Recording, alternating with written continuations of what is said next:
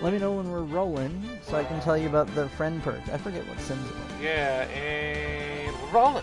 Alright, hey, welcome back to river.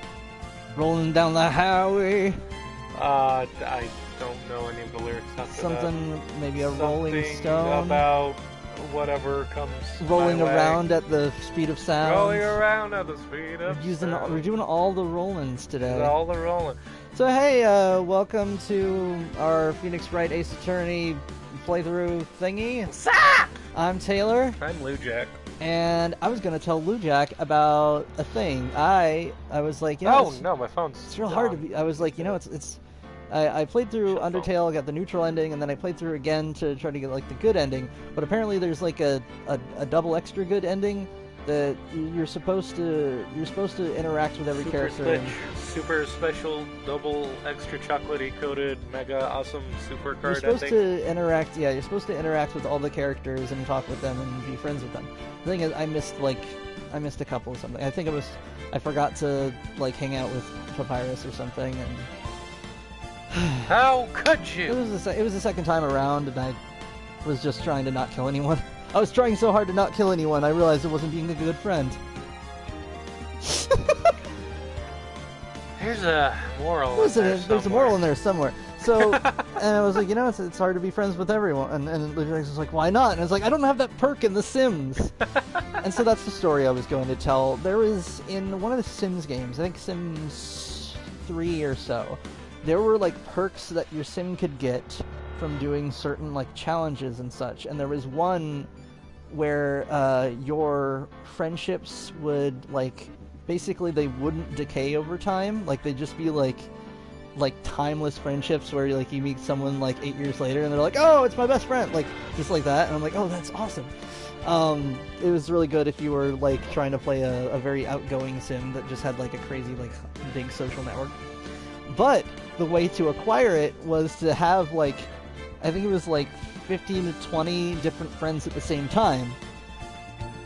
Which, keep in mind, you don't have the perk at this point. So you have to like actually go and be just like interact and be friends with like dozens of people. Like just like every neighbor you have, every coworker, the mailman comes, you talk to them, that sort of thing. Right. And so like, yeah, it was really hard to do. It was possible though. I think I did get it. But like, it was wild because like to get the perk, it would like the perk would be easier if you already had the perk, because it was because you would have to maintain relationships with like, you'd have to be friends with like a dozen people, but you had to make sure that you kept it balanced and stuff. That way like nobody just like fell out and went from like friend to old friend where it was like faded. Faded.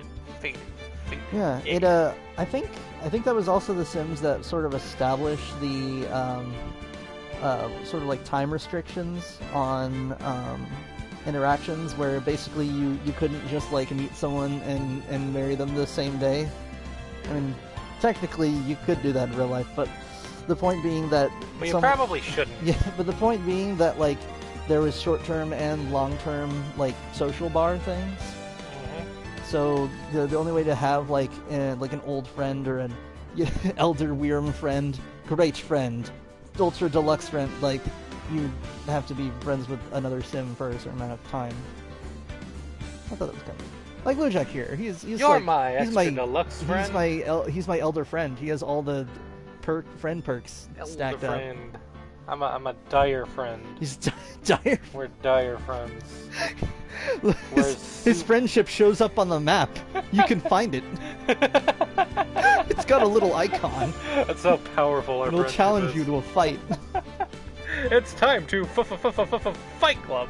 Just imagining the Red Dead 2 map, and it's just got like a little like happy face. And you're like, what is this? No, it's not a happy face. It's just like your icon from the stream, but like watermarked onto the map, and it's like, it's just the cowboy guy's just like, oh, what's over here? I say there's friends over there. They're big ones.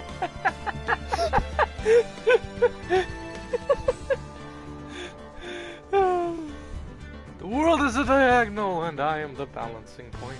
And I'm like, why? Oh, right, we already discussed that in the last episode. Oh, yeah, Because he stepped on the perfectly level cement, and he's like, oh no, the world is crooked. The world is crooked. Everything but this area is aligned. Ah, jeez, Rick. Voss was on a lot of drugs. Yeah, the funny thing is how, like, man, when I played Far Cry 3, I thought there was that. What was it? Every game has like a heavy theme on drugs being a bad thing and a good thing at the same time. And there being like a mild difference between what the bad guys are using and what the good guys are using. I mean, I don't know about Far Cry 4 or Far Cry 5. I've only started playing the third one, but I don't think that it's a thing of them being both good and bad at the same time. I think it's more a thing of, oh, here's Voss, he's on drugs. Now here's Citra, she's gonna give you some drug shit to make you have a hallucination. And then at the end, she's going to kill you if you have sex with her. Yeah, and that whole thing really, like, spooked me out. I was like, I didn't agree to all this whole, like, ceremony thing. Yeah, I didn't agree to I was just protecting your society. I didn't want all of this. Yeah, and then you realized we live in a society. And then I realized, oh no, I now live in a society. You now live in a society. That's, of course you're gonna get stabbed. That's why Bass is the villain's point. He's trying to not live in a society. It's just every time someone starts up a society, he's like, no, that's illegal. It's just like, no, man, societies are bad. Don't you know anything? Look, if I stay on the boat, I don't have to be in a society. Just gonna stay on the boat. So, thank you so much for joining us. That sounded like the outro, but hey, thanks to everyone who's watching this at this moment. I'm just imagining this caretaker guy, like goes to him on the stand, and he's all serious looking, and he's just like, "Did I ever tell you the definition of insanity?" I was thinking of or he just says, "Get low." No. You see, the problem is that Carlos lived in a society. Days Gone. Check that off your Vigo card. And Far Cry. Man, I remember. Okay, That's there was two in like 7.5 there was one thing minutes. I said about Days Gone that stuck. It's kind of dumb to like look at something you said and be like, ah, yes, that's a good quote. But like I thought on it and it got deeper. Like it made more sense. It was that when we were talking about the character who I can't say their name or whatever because it's later in the game. But there's a character you run into that was originally in the same biker gang as Deacon and Boozer. Oh, yeah, I know who you're talking about. Yeah, and they, the history goes that they betrayed the biker gang, and because Boozer is an enforcer and Deacon, I think, is some other rank. No, Deacon is the enforcer, isn't he? I thought Boozer had. Well, I know No, Boozer was the the sergeant at arms, wasn't he? Oh yeah, okay, yeah. So they were the enforcer and sergeant at arms, so they had to like go and like punish him, and to punish him, they like burnt off his tattoos, because then he didn't have the he was no longer like in the club and couldn't have the club tattoos, and it's horrible. But couldn't he just get them removed? Like, yeah, it's about their ceremony thing. The point is, the thing is though, that and then that person turns out to be super horrible later on. But here's the question that Lujack brought up that I also brought up, because even though I collected like a bazillion of the documents in the game and stuff, I never figured out what did Carlos do? Like, what did he do? Like, did he report them for having weed or something? And it just like. Oh, I mean, dude, if you report your brothers for having weed, then yeah, you get your shit burned. If you stay in the club, though, you get other stuff burned. Tell me. I do not actually. You can stay around here and burn your stuff. You can leave and burn your stuff. I do not actually advocate burning people for renting you out for weed. Don't like actually do that, but like, no. So here's what it came down to though. Lujack was like, what could he have done that was so bad that they went out and like burned his tattoos off? And my thing is, I don't think that comes up in the story, not because like it doesn't matter, but because it comes down to there's no satisfying answer to that, because even if it was like a big thing, like he like narked out the members or whatever, the Right. thing is what they did was horrible and they don't want to think about it. Yeah. That's the thing. Yeah. Because even if it was a big thing, they can't justify it, so they don't talk about it. Yeah. That's what I think it comes down to. Yeah. It's something that they just don't want to, like, if they what's the word? If they detail it, then they feel they have to justify it, and since they can't justify it, it would kind of drive them nuts. So that's why I think that they just don't go into it, because it's something that they're actually, well, ideally, the best they can do is trying to leave it behind and not do it. Yeah. Man, Days Gone was like what Taylor refers to as a 4-act game. Oh yeah, it was a 4-act game. Like, I thought the game would end when you killed Carlos. He was like, okay, Carlos is dead, I accept my wife is dead, Boozer's getting better. It's all wrapped up, right? Yeah, and then dead. It's like, and hold on, like, end credit scene. Just kidding, there's another act to the game. It's like, oh, by the way, your wife is what? Why? Sorry. But yeah, and then it's like, oh no, by the way, your wife is alive, and now you're just going to be on the south side of the world for like a big chunk of the game, and now you're in the army, and now the colonel guy is. You're the Oogie Boogie Bugle Boy from Company B. Yeah, it's like, oh man, it was so good though. It was very good. It was very good game. I would love to see more like breakdowns and extrapolations on Days Gone and like how you would add to it. I would like there's some meat to the bones there. I would like to see a real genuine breakdown of that game, because it's like, I feel like the only Yeah, see, that's why. So that's one of two reasons why I get annoyed by Days Gone reviews. One, because they usually like feel like they're written by someone who didn't play the game. Right. But two, because they're relatively shallow like reviews, they don't actually break down the elements of what's going on in the game. And I really want to. I guess that's a different kind of review. Like, there's a different review that you give for, like, should I play this game, to, you know, now appreciating this game years later or whatever. I really want to see a review like that, the latter, where someone, like, breaks it down into pieces and they're like, you know, this is, like, not that, like, X represents Y, but more that, like, oh, here's a running theme of, like, how the main character doesn't want to be part of anything, but he doesn't want to like let go of his one or two relationships he has. Right. Like, he wants to remember his wife and he wants to be with his friend Boozer. Yep. I think a big part of it was because you and me got into the game pretty late. Relatively speaking. And I think that a big thing that turned people away from it was that there was a lot of glitches when it first came out. I think we talked about that before. Which is the only thing that would make sense to me, because I could understand if, like, by the time I got on board with it, I wasn't experiencing any kind of I could glitches. understand if people didn't like Days Gone, if when it came out it was like the Unity port or whatever to, was it PC? Unity, where, like Assassin's Creed Unity? Yeah, where with the face, with the it's just no like face, you load in just and you're just mouth. floating eyes and teeth. That game was so bad. I played that game, and I only played it for the fact that, you know, you're a completionist and you need to complete Look, I've been on Assassin's Creed since like Which Assassin's game Creed 1. are you on? Oh, you beat Rogue, didn't you?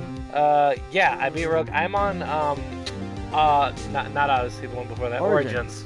I played it. I got pretty there's far like in entire map chunks that I didn't get to. Like, I went through the whole like main game and did a bunch of side quests. Has way too big a map. I feel like it has.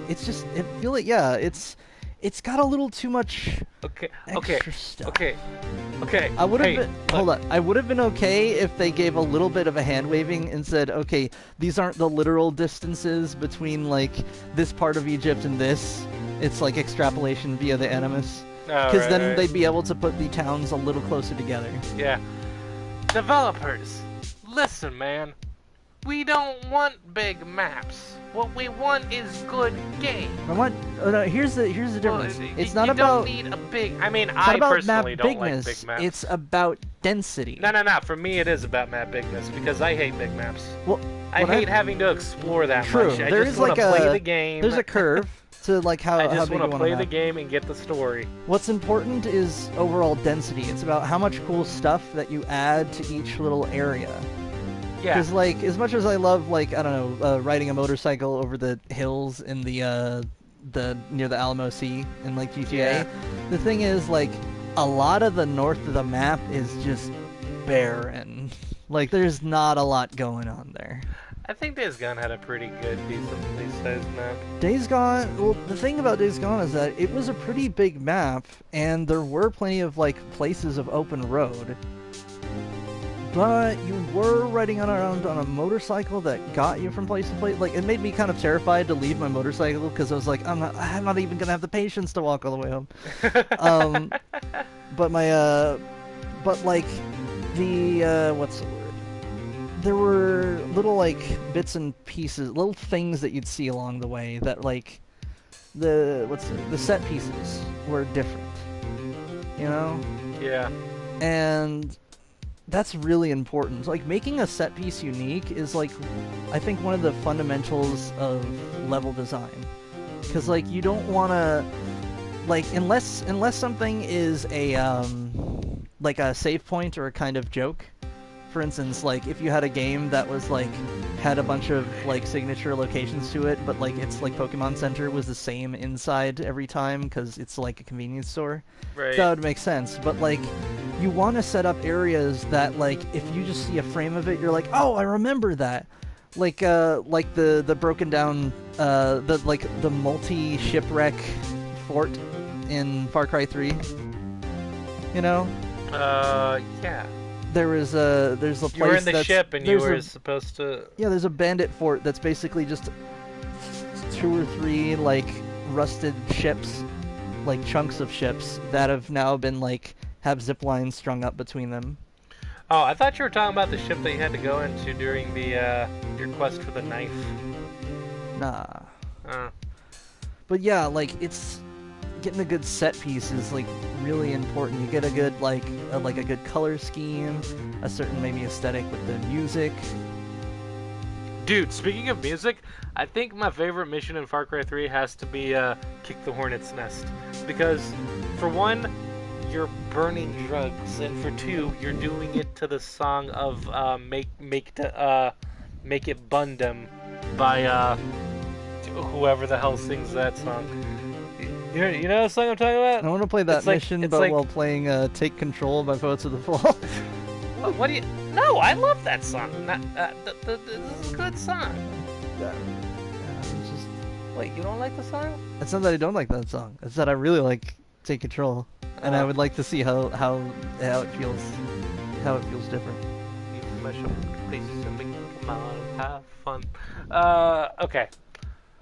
Anyway, welcome to our Phoenix Wright playthrough. That was too close. My defense lowered again. My ruffles give me super strength. Well, my hair gives me the power to defy gravity. Why is it so warm in your house? Can you turn the fan on? It's not warm, dude. I do I've not got feel like warm. I'm in a t-shirt and shorts. Dude, I feel a little chilly. Really? Yeah, Can really. I sit over there? You can sit over here. I think you just have an abnormally high body temperature. Maybe it's because I'm. Because, like, you always complain about being warm when you're here, but I never think it's warm. I mean, except during the summer, because during the summer it's always warm everywhere. That's what you get for living in Tucson. I didn't choose to live here. My grandparents moved here and were like, this is our home now. And then, like, 2 generations, me and my sister came into the world and were like, okay, I guess. Yeah. I like the mountain ranges, though. It's nice. We talked about that We did. a couple episodes ago. I actually don't hate living in Tucson. The heat is annoying, but, like, it's better than having to The deal heat- with I like would say tornadoes or earthquakes or The whatever. thing is, if Tucson, I feel like Tucson would be a good place to set up like an arcology with just like a ton of like solar panels like powering everything. Yeah. Solar panels and batteries. Yeah. Because you'd have the weather for it, but on top of that, like you could set up the whole thing would be like a massive like ziggurat or dome kind of deal, Okay. and basically every time I think about like how would I make Tucson more like accessible for like walking paths and parks and stuff, and I'm like, well, add more parks and walking paths, and I don't know, I put a tarp over the city. Just like it's too warm. I'd wanna set up, I don't know, just some kind of like, I'd plant a whole bunch of trees that are like really wide, Yeah. just more shadows. Yeah. Sorry to keep you on the edge of your seat like that, Edgeworth. Sorry to keep you on the Edgeworth of your seat. Pun intended. Ah. I've seen worse. Yeah, right, Edgeworth, you're sweating bullets. Sweating bullets! I'm bullying sweatits. No. That sounds weird. Wait, what did you say? I'm bullying sweatits. Bullet. Yeah, that does sound weird. Bullets. I just wonder what Larry plans to say in there. Like, I'll always remember our time in Peru. Alright, that seems to check out. He was acquitted. I don't know if you got that reference. I did not, but it sounded funny. It's Rick and Morty thing. It's some just. Oh wait, was that what? No, that's the one. That's the recent season. It's the one with the blue crystal that sees the future. And like Morty starts using the crystal to like try to determine I remember the specific episode. future. I just don't remember that line. Who said it? So Morty's got the crystal and he's using now. I know the episode, but who said the line? I'm leading to that. Okay. He's using the blue crystal to guide himself to a specific future, and so he starts getting in a whole bunch of trouble, and like he got like armed to the teeth with like sci-fi weapons, and then turned himself in, and then he's at the court. And they're like, did you have any closing statements, Mr. What's his last name? Sanchez? Sanchez. I think it's Sanchez. Rick? Yeah. No, Morty's last name. Oh, Smith. Mr. Mortimer Smith. And he's looking at the crystal, and he just keeps sounding out letters until he gets one right, and then just adjusts. So he's like, and it takes like 3 minutes to say it, but he's like, oh yeah, because he was in court. Will always remember our time in Peru. I'll always remember our time in Peru. And apparently that was it made the like judge remember of like someone they loved that like died or something. Like it was a very specific like thing. What was Morty on trial for? I can't remember. For blowing up stuff with sci-fi weapons. Oh. Yeah. It's pretty self. Like you do. Yeah. Well, it's basically it led him in and out of trouble like consistently. This is also the episode he turns into like a giant like plant monster thing in the middle of the desert. Yeah, that was crazy. And it's like it's funny because like I don't know if Morty actually like learned I don't know what kind of lesson Morty really learned in that episode, cuz like he figures out that it's like, oh yeah, this future isn't like true. This person will just be like, oh, I love you, but they'll just be working at a hospice care. Like they're not like haven't been my wife for 40 years. But like I feel like he learns the wrong lesson from that, where he's like, yes, it means all of this was for nothing. And it's like, no, what you learned was that like obsessing over a particular future isn't really worth it, considering how many steps it takes to get there. Yeah. If anything, you should all you need is some crazy brain juice, and then you can become a gadgeteer magic person like Rick, and just make stuff, and then enjoy your life as some kind of scientist person. You think Morty really has the brain for science? I think he does. I think that's one of the things fundamentally like missing from the series is that Rick really wants to be like it's not that Rick is like the smartest person in the universe. He wants to be the only person who can like make gadgets like that, when like technically the smartest invention you can make is something that multiple people can actually use. So like Rick does. That's the funny thing. Rick has like literally turned himself into like a pickle and then like built an entire suit, but he doesn't seem to believe in transhumanism. Or he's like, yes, Mortys are always Mortys and they can't modify themselves to be more. And it's like, bro, you are literally a cyborg. Like you don't even have all of your original parts. You've just been making this up as you go. Yeah. What happens if Morty like drinks a potion or gets a brain graft or whatever?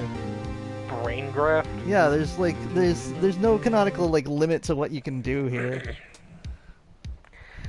Wait, well, wouldn't you be getting like someone else's brain grafted onto you? I guess maybe you could become. Well, then wouldn't that make you a different person? A bit. Or you could like get like become part computer, or maybe he could like gain psionic abilities and communicate with like 1,000 other Mortys. Remember that time when Punisher got a skin graft, but it was black? So There's an error on the paperwork. He was black. Yes, sadly I do.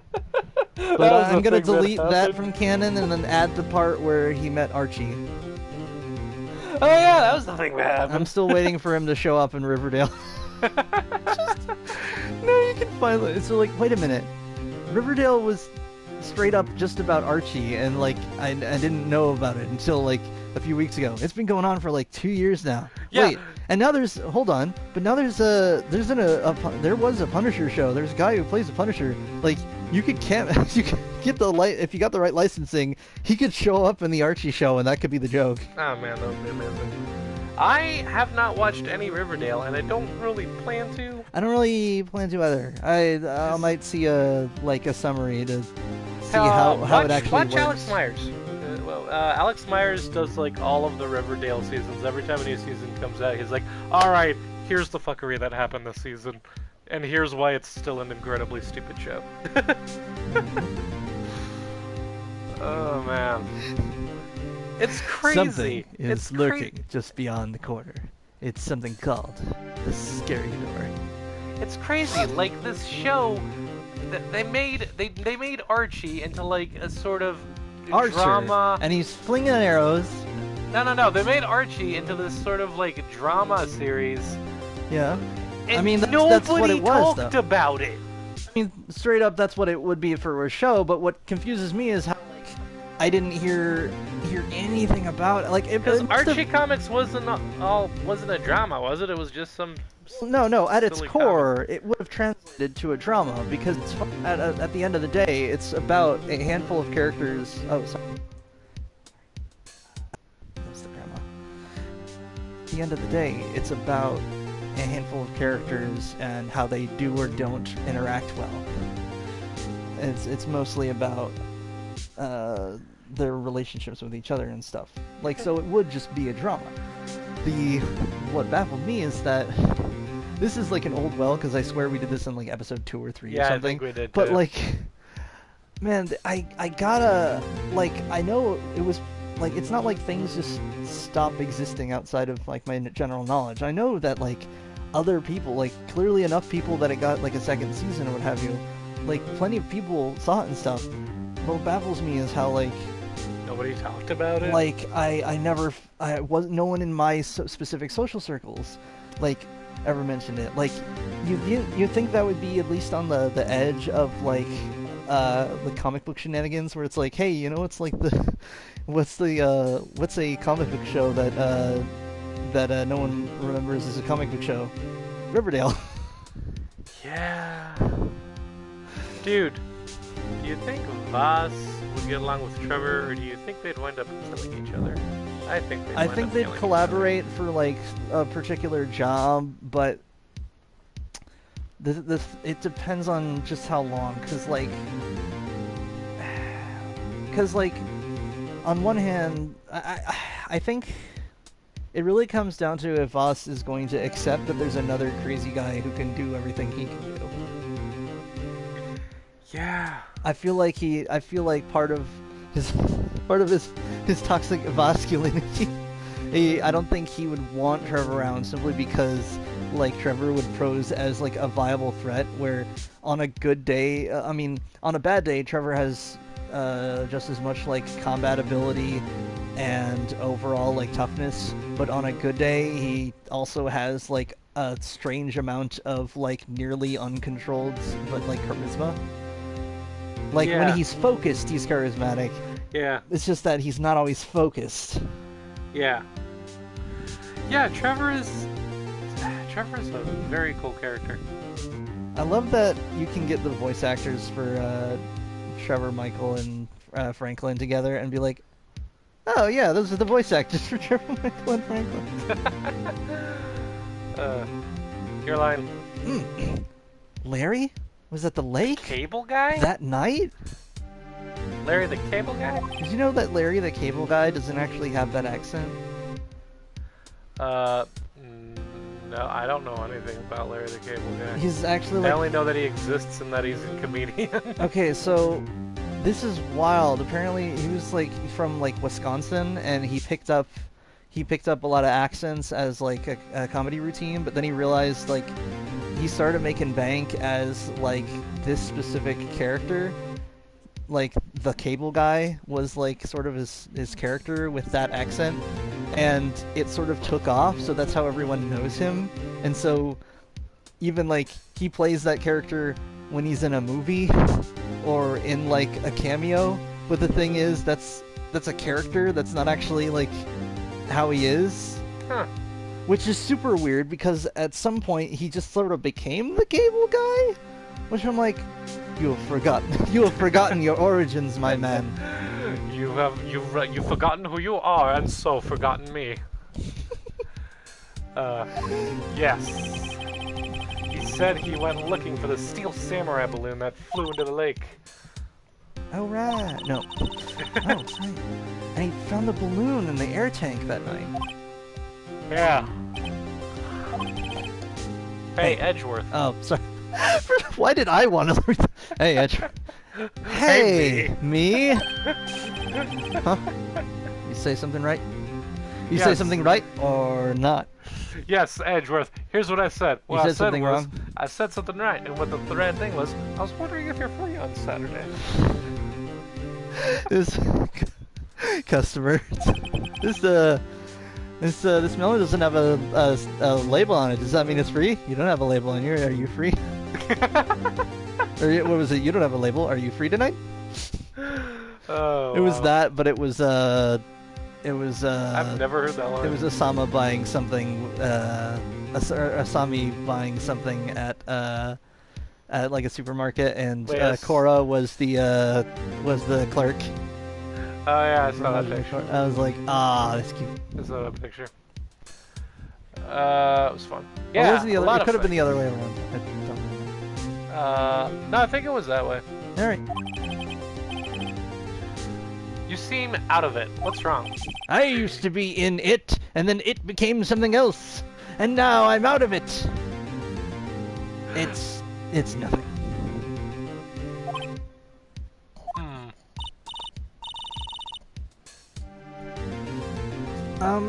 Mr. Edgeworth, there's something I've been meaning to ask you.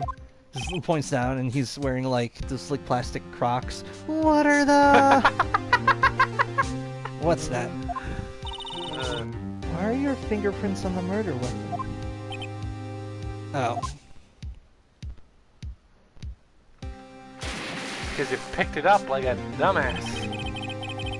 When he fell into the lake, I went into a daze. I couldn't understand what had happened. Couldn't think straight. When I saw the pistol lying on the floor of the boat in front of me, I picked it up without thinking. And then I missed. Then I shot. Then I shot it. Then I missed. Then I fired again. Missed again. Had a popsicle. Passed out in the snow. I woke up, and then I reloaded, and then I shot, and I missed. Well, I packed some snow into my gun. That's my secret weapon. Don't you sass me. I'll take a swing at you, but I'll miss. I guarantee it.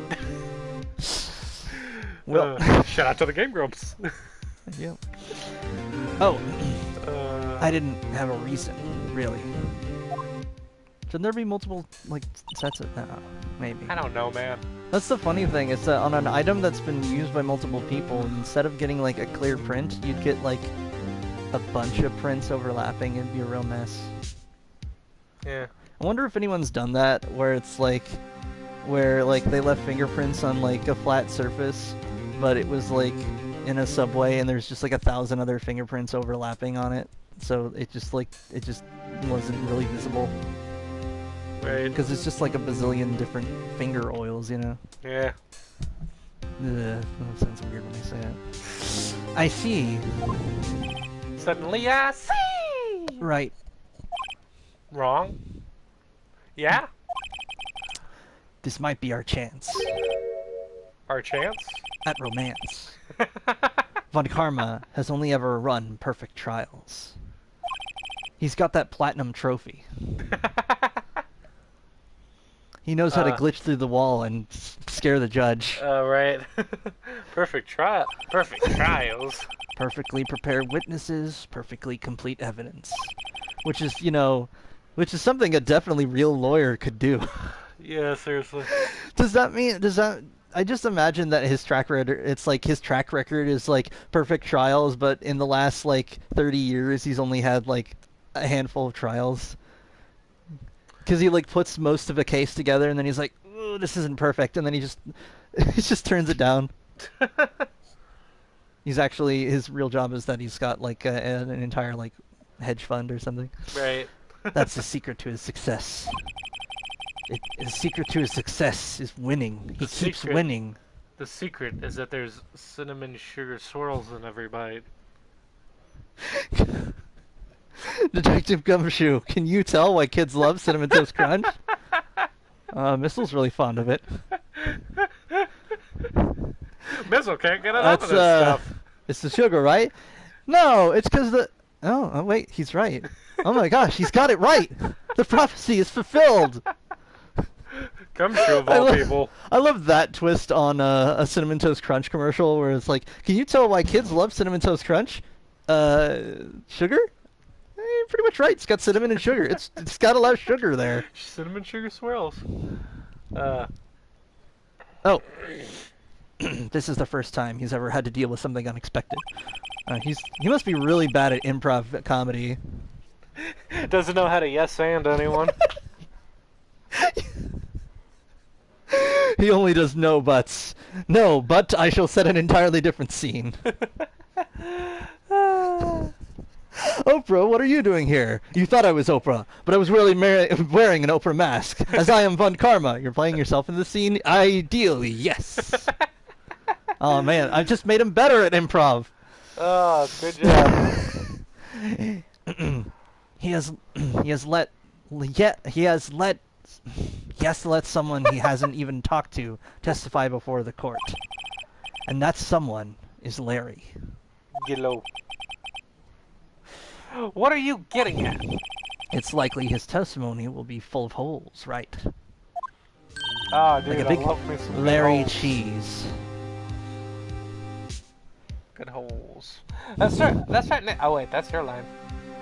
Just imagine you holding up the VHS with Shia LaBeouf on it. It's a Good Holes movie. I never saw Holes. You never saw Holes? Never.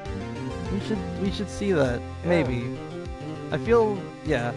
I consider it as its own like film because I know culturally nothing about the book. Right. That's right, Nick. That's right. No 10-minute trial this time. It's gonna be an hour-long trial. It's gonna be extra long. We're gonna be here for like 5 more episodes. Well, this one for all it's worth. Hey, they got the... yeah, they should have the apostrophe. Yeah. Hey, it was 15 minutes. 15! Everything's on Larry now. Maya, listen. Have I ever told you the definition of insanity? Is it repeating everything you just said? Yes. The definition of insanity, question mark. The definition of insanity? Yes, it's repeating. Repeating what? Well, it's repeating. What are you repeating, Nick? Huh, repeating stuff. Repeating stuff. Just gets to like Bo Burnham. Repeat stuff. Repeat stuff. Repeat stuff. Did you know he's in a movie? No, what movie? Or at least either he's in a movie or a guy who looks exactly like him is in a movie for some reason. There was a movie coming out. I forget what the name of it was. But it had a really good musical score for the trailer. It was a violin cover of Britney Spears' "Toxic," and it was mwah. Oh, nice. Oh yeah, it was spicy. Toxic and I'm slipping under.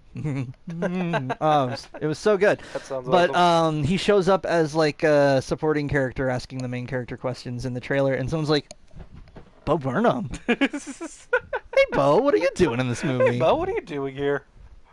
I was like, oh yeah, he could be an actor if he wanted to, I suppose. I'd never thought of it. I like Bo Burnham. No, I'm just imagining him playing some kind of straight man, or just like a person who's not playing a piano, and I'm like, there's so much more to him. Yeah. December 27th, 10:35 a.m. District Kurt Rum No. 3.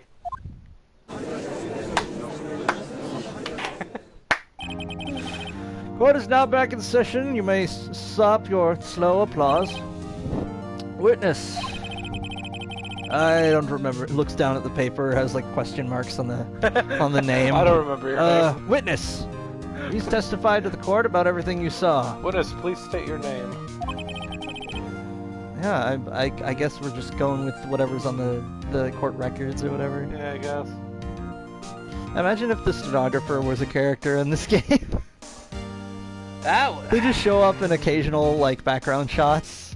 maybe. Occasionally, like if something surprising happens, you'll hear a tick, and then like you'll hear a stop of the noise. Everything will get quiet, and it'll just be the stenographer like looking up, and they'll look back down and start typing.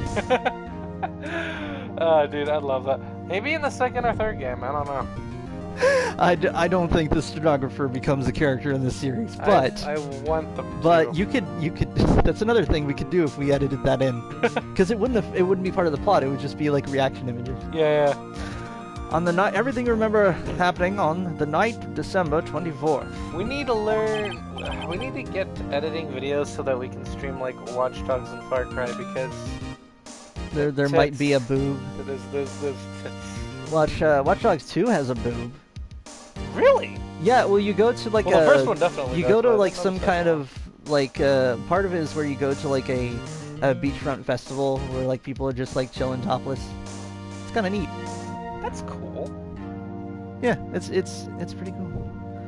I'm probably gonna play Watch Dogs 2 after I love get when done with Far Cry 3. I love when a game like Spider-Man or GTA or whatever. I love it when there's like a party situation and the game lets you go straight to your objective, but you can check out everything going on at the party. You can be part of the party. Just because like there's so many like little doodads. Like there's someone with a cool hat and they're telling a story, or there's like someone who's got like a unique variation of a shirt that you have in game or something. Like that's where the devs can really like mess around with stuff. Wait, is this topless scene in a main mission or in a side mission? It might be a main mission. But basically you just edit. You could just put a Yeah, little well, that's graphic why over we it. need to get to editing. Excuse me. Right. Leave it to me.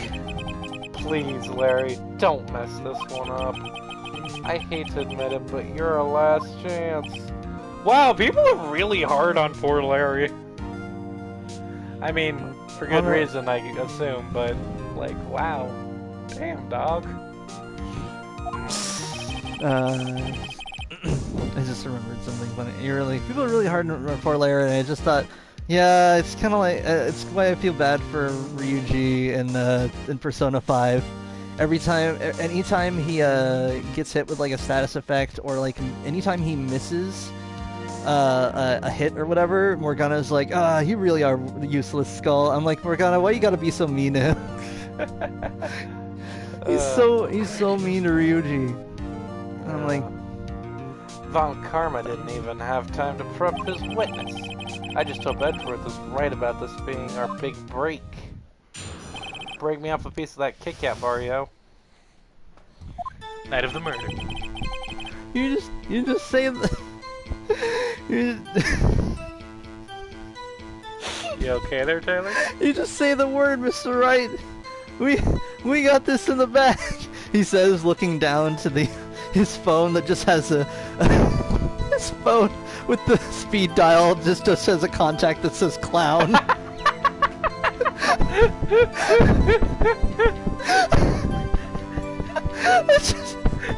It's just gonna be a recurring gag, dude. That's what I would edit in. It's under the bench and it's just his orange sleeve and like a white shirt under it, and then he's holding a phone and it just says Dozer Clown. Can the clown's name be Caesar? Caesar the clown dozer? Yeah. Yeah. Yeah. Yeah, I can see that. Yeah. I tapped on my No, but it's spelled sorry. Seezer. Yeah! Caesar.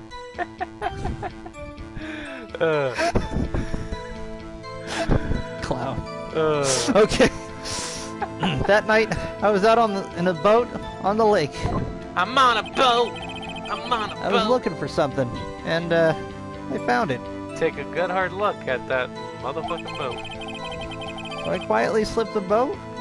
I quietly slipped the boat back at the rental shop dock. Sorry, I had a little spaghetti. Then, as I was thinking about going home, I heard this bang. That's a new one. Look, that's a new expression you got there. Ah. I looked out. I'm a little off on his voice.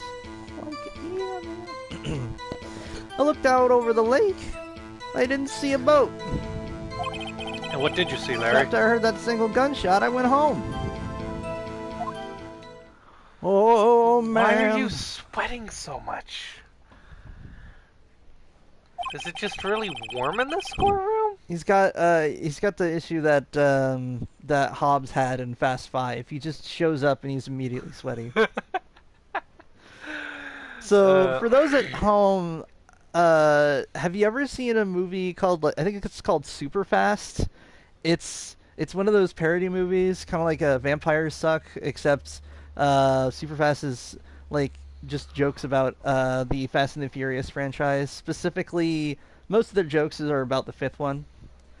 And they just have this recurring gag where the Hobbs guy, the Dwayne Johnson guy, he shows up and he literally begins and ends every scene by like looking around, assessing the situation, and then like rubbing his head in massive arms with baby oil. He has to be glistening at all times. And like it becomes like a plot point where he's like, I need three soldiers over here. I need two folks fixing up this engine, and I need 5 more bottles of baby oil. And 2 more small shirts. Uh, Oh, that was an unusually vague testimony, even for this court. In any case, Mr. Wright, you may begin your cross-examination. I gotta cross-examine my friend. Yes, Your Honor. What's wrong, Nick? It's Larry. I have no idea what he's going to say if I press him. I was That's just what you're going to thinking that say? it's Larry. I was gonna guess that it was Larry related. I'm a little You seem scoured. a little scared. Hey, Hey, you're well, we've copying come me. this far. What? No, okay, now the lines actually do make sense. Well, we've come this far. There's no way to go forward, Nick. I'm actually really glad that this game is like relatively like linear. Like there's points where you can you can mess up and stuff, but because like I feel like I'd be nitpicking a whole lot where I'd be like making sure that like, oh yeah, we got to collect this like vial in the corner here. Right. 100%ing Phoenix Wright. Man, a speedrun of Phoenix Wright would be kind of miserable, wouldn't it? Yeah. Because it's like it would be mostly text, except you're skipping all the text, so you're not actually like absorbing the story. Yeah. And you're going right for like every touch point location. Right. That night I was on the road. Press. That's what it says on the paper. I definitely said that. Something wrong, Mr. Wright? Yeah, I don't think he actually said that, Your Honor. I have my doubts. Can you do this one in song? There were so many things wrong, I don't know where to begin. Yeah. That was good. Thanks. Well, okay. First of all, what time was it? Oh, it was at after 11 when I went out on the boat. What? By the time everyone had gone home for the night. So I waited until the coast was clear, so to speak. And why were you out on a boat at such a late hour? I was trying to catch Joe. Joe? Who's Joe? Joe Mama! Wow, I can't believe I walked into that. Well, even if you did know it, you gotta say the line. No, but I mean, like, I genuinely... I wanted you to say that in character, and then the judge just banging the gavel. Oh! I genuinely didn't see that coming.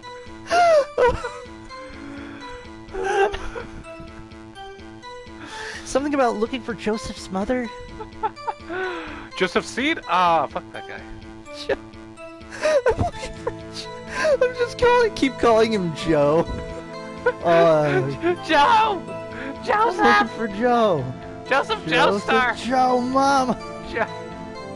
Okay, yeah. I've seen only a few episodes of JoJo's I Bizarre saw Adventure. a handful of JoJo episodes, and I liked what I saw, I just didn't stick with it. There's something my brain couldn't stick with. Yeah, I got distracted.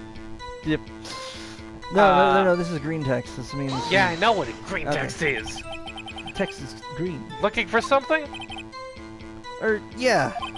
And what were you looking for, Mr. Butts? What was it you were looking for?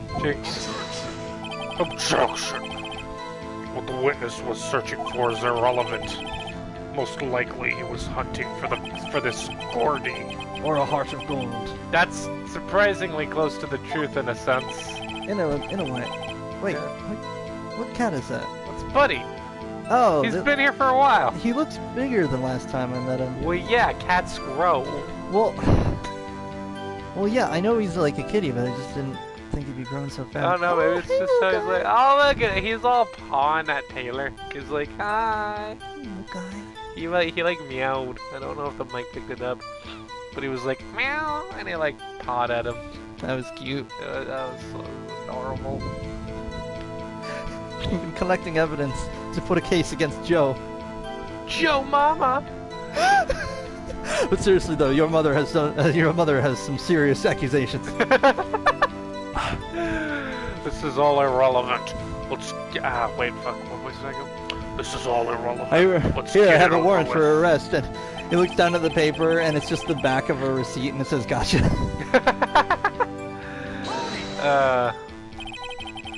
Around what time was that? Well, let's see. Sorry, I was getting a straw. I figure I was out searching for about an hour. Guess it was around 12. Yeah. You're not sure? Hey, don't give me that face. I don't own a wristwatch. That's some kind of human sundial. What do you think I am? Some kind of clock that's shaped like a man? I don't know why, but this... I got it. It took me a minute, but I got it. Dumb Phoenix Wright reference. I wonder if that clock is still cursed. Do we still have it? I don't think we do. No, not in this case. I like to think that it's just back at the law office. Oh no. Just standing somewhere. I don't know why, but this particular face he makes me think of Pokemon for some reason. Yeah, because he looks like a Ditto that turned into Larry. Yeah, that's what it is. There's actually a moment in the Sun and Moon anime where they're looking around for a Ditto who's hiding amongst a bunch of other Pokemon.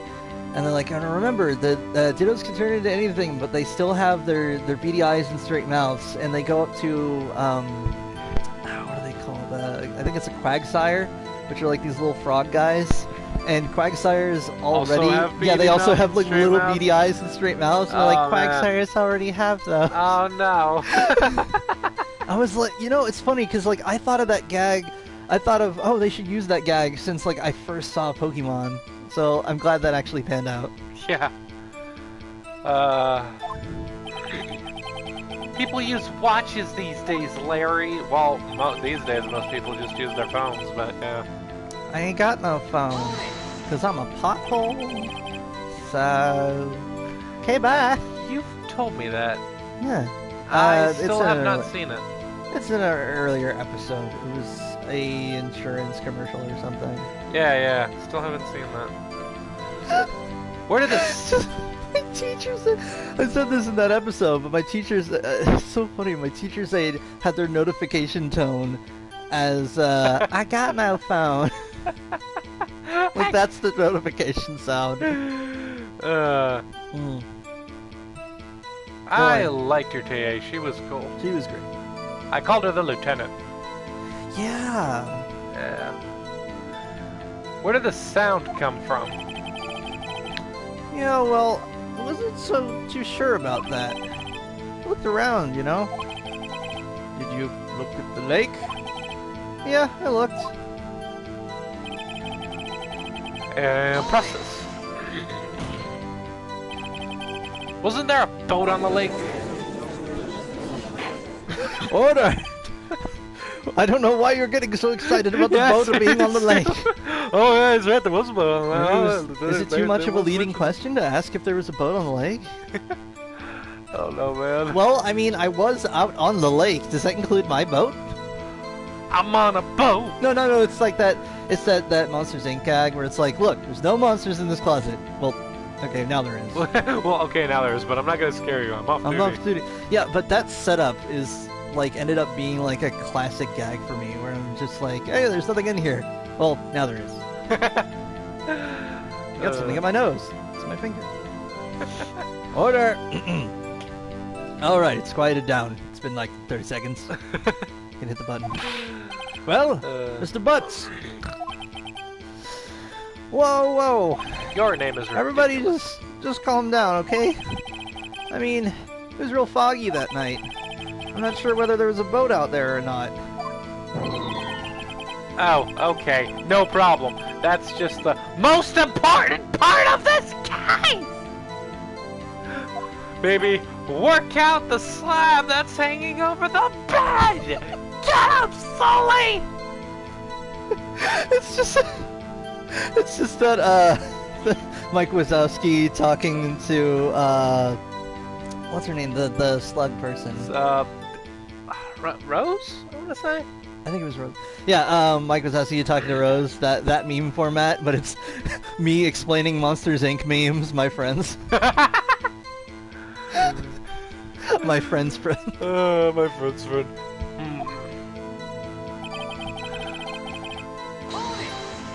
Sweating bullets. So you only heard one bang, correct? Yeah. Huh. Well, Nick, I was just kind of pondering on that. Like, why would he... And, I mean... we'll get to it. It was a pretty wishy-washy testimony, wasn't it? Wishy-washy is also a Pokemon. Oh, yeah. It's pretty powerful. Man, I'm so far behind on Pokemon. I don't even... I'll talk to you all about the Pokemons. Man, when I was a kid, I knew I'll just highlight the ones that are... I used to know like all 150 Pokemon, including the ones that weren't counted, like Mewtwo and Ho-Oh and shit. And oh yeah, because Mewtwo wasn't like... No, Mewtwo was in the Pokerap. Mew actually was not. Oh, yeah. Oddly enough. That was weird. And yeah, Ho-Oh actually, even though it showed up in the anime and such, it is actually a second-gen Pokemon. Yeah, did you know that a lot of the Pokemon show up earlier in the anime than they do in the games? Like, Togepi showed up before Togepi was in the games. Yeah. Same thing with a lot of the... I used to know, like, at least the first and second generation. The third generation... Ruby and Sapphire was where I, like, fell out of Pokemon. Well, yeah, now that there's... including the Galar region, now that there's, like, 8 generations of Pokemon, I wouldn't blame you for, you know... Like, at this point, you just have, like, a handful of your favorites. Yeah. I'm like, yeah, everyone knows. Everyone knows. You got your Mega Gengar, you got a Rayquaza, you got your Metagross, you got Dragonite. I will say this: Gyarados Mega Evolved form is the coolest looking thing I've ever seen. Gyarados. Gary Dose. Dude, what if that was your Pokemon name? They're like, oh, choose a name. And like, I'm also Gary. Gary Dose. Gary Dose. It would actually be like Gyarados, but still, it'd be funny if it was Gary Dose. Yeah. I was named after the Pokemon. My parents pronounced it weird. I guess I should just start working on the contradictions. Gyarados is a pretty solid Pokemon. Oh yeah, they're probably my favorite. It's definitely in my favorites. Like, sorry, it's definitely in my favorites. I wish I could be more helpful. I wish I could call my sister and be like, help. Hey sis, what's your favorite Pokemon? Yeah, Gyarados. Hold on, is what great. would her Pokemon be? I'm gonna say she'd have okay, she'd probably have. What's the Kung Fu Pokemon? There's a lot of Kung Fu Pokemon. No, there's it's a fighting type, but it's more I'll have to remember it later. When it evolves, its limbs are more like brushy, like whippy. And it goes like that. Right. I do not know. Yeah, whatever that one is. And she'd probably have... let me think. A Mr. Mime, just because... Just, why not? Right. And why Mr. Mime? Because he can project invisible barriers that can, block bullets and stuff. Actually, I feel like Maya would probably have a Chansey. Or Maya, a Togepi. Yeah, I mean, if I were Maya, I would definitely want like a small, manageable Pokemon. Like pretty much any dog Pokemon is up there.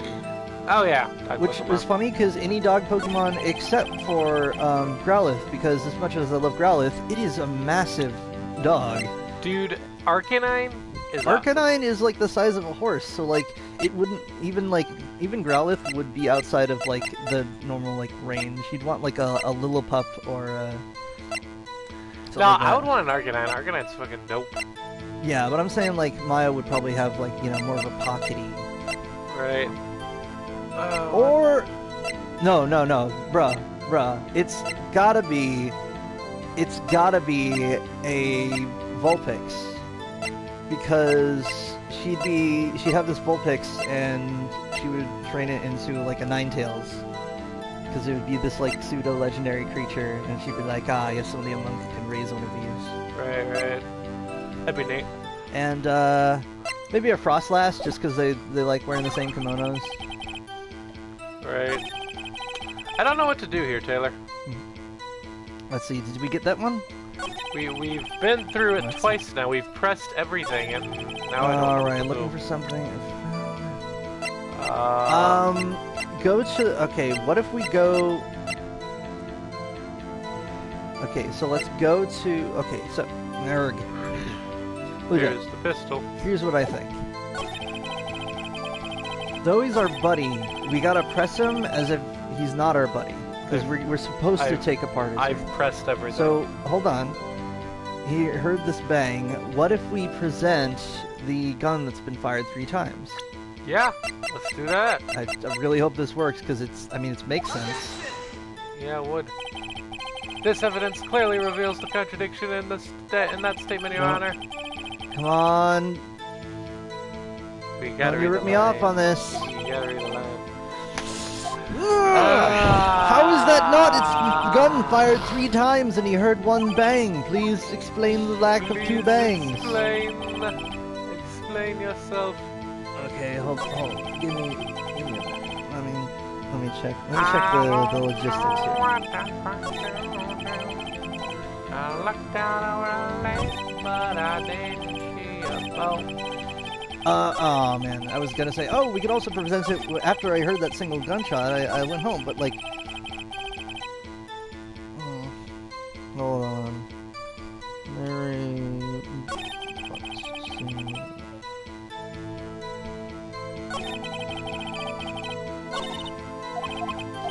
Shout out to whoever puts together these like archive things that tell you like precisely how to get through these parts of the game. Yeah.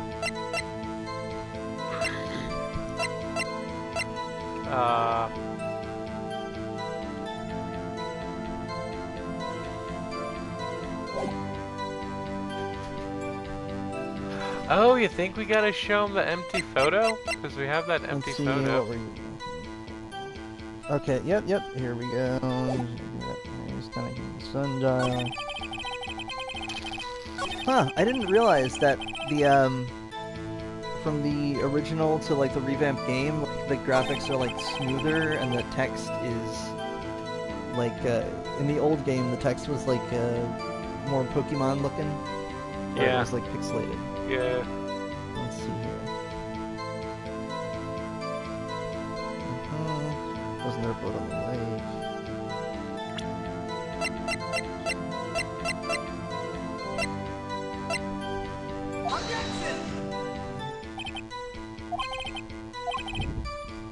Nope, that didn't work either. Lada's It explodes! Yeah, it explodes. Lada's camera? Alright, no.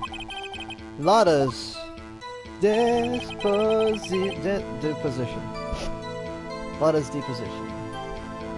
Okay, but on what statement? Let's see. I heard a single shot and went home. Right. Apparently the...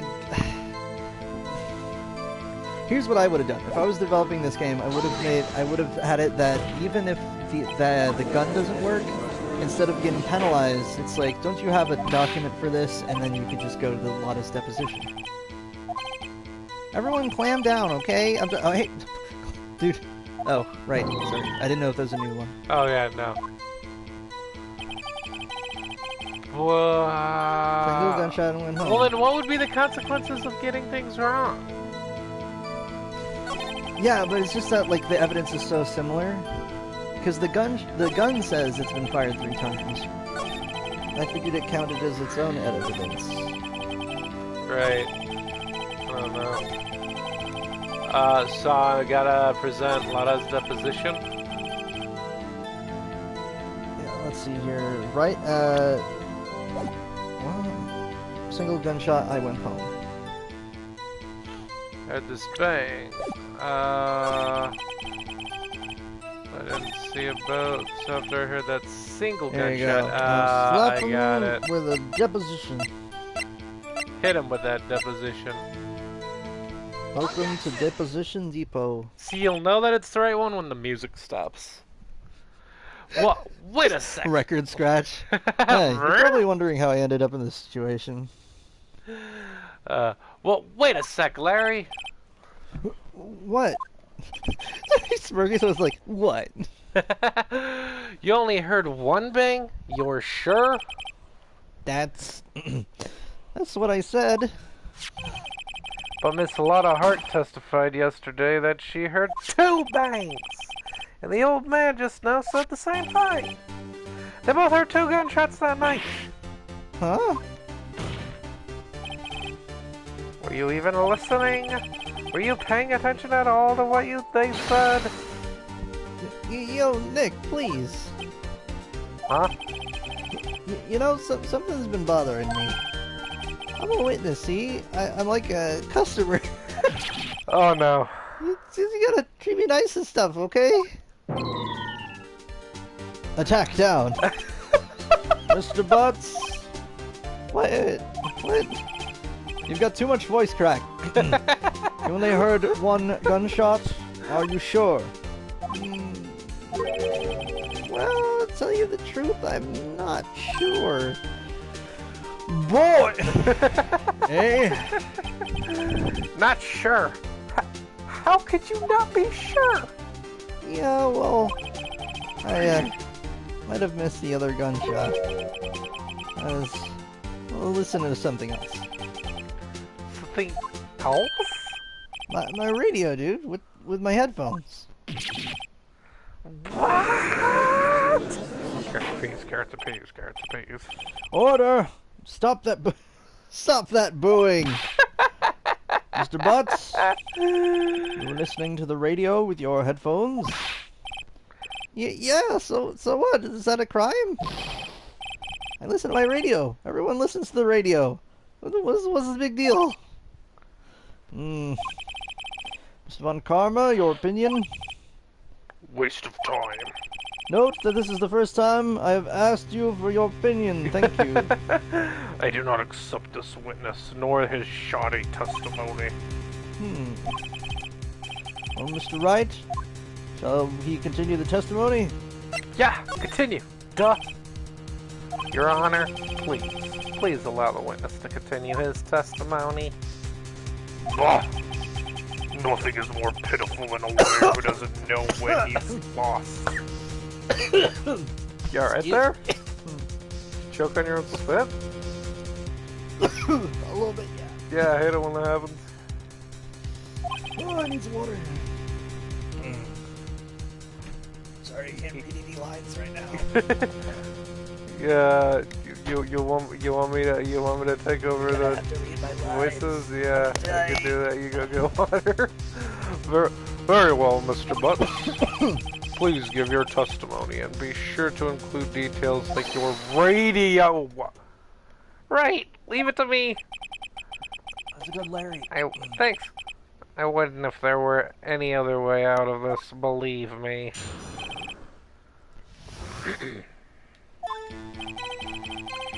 It's lonely being alone on Christmas Eve.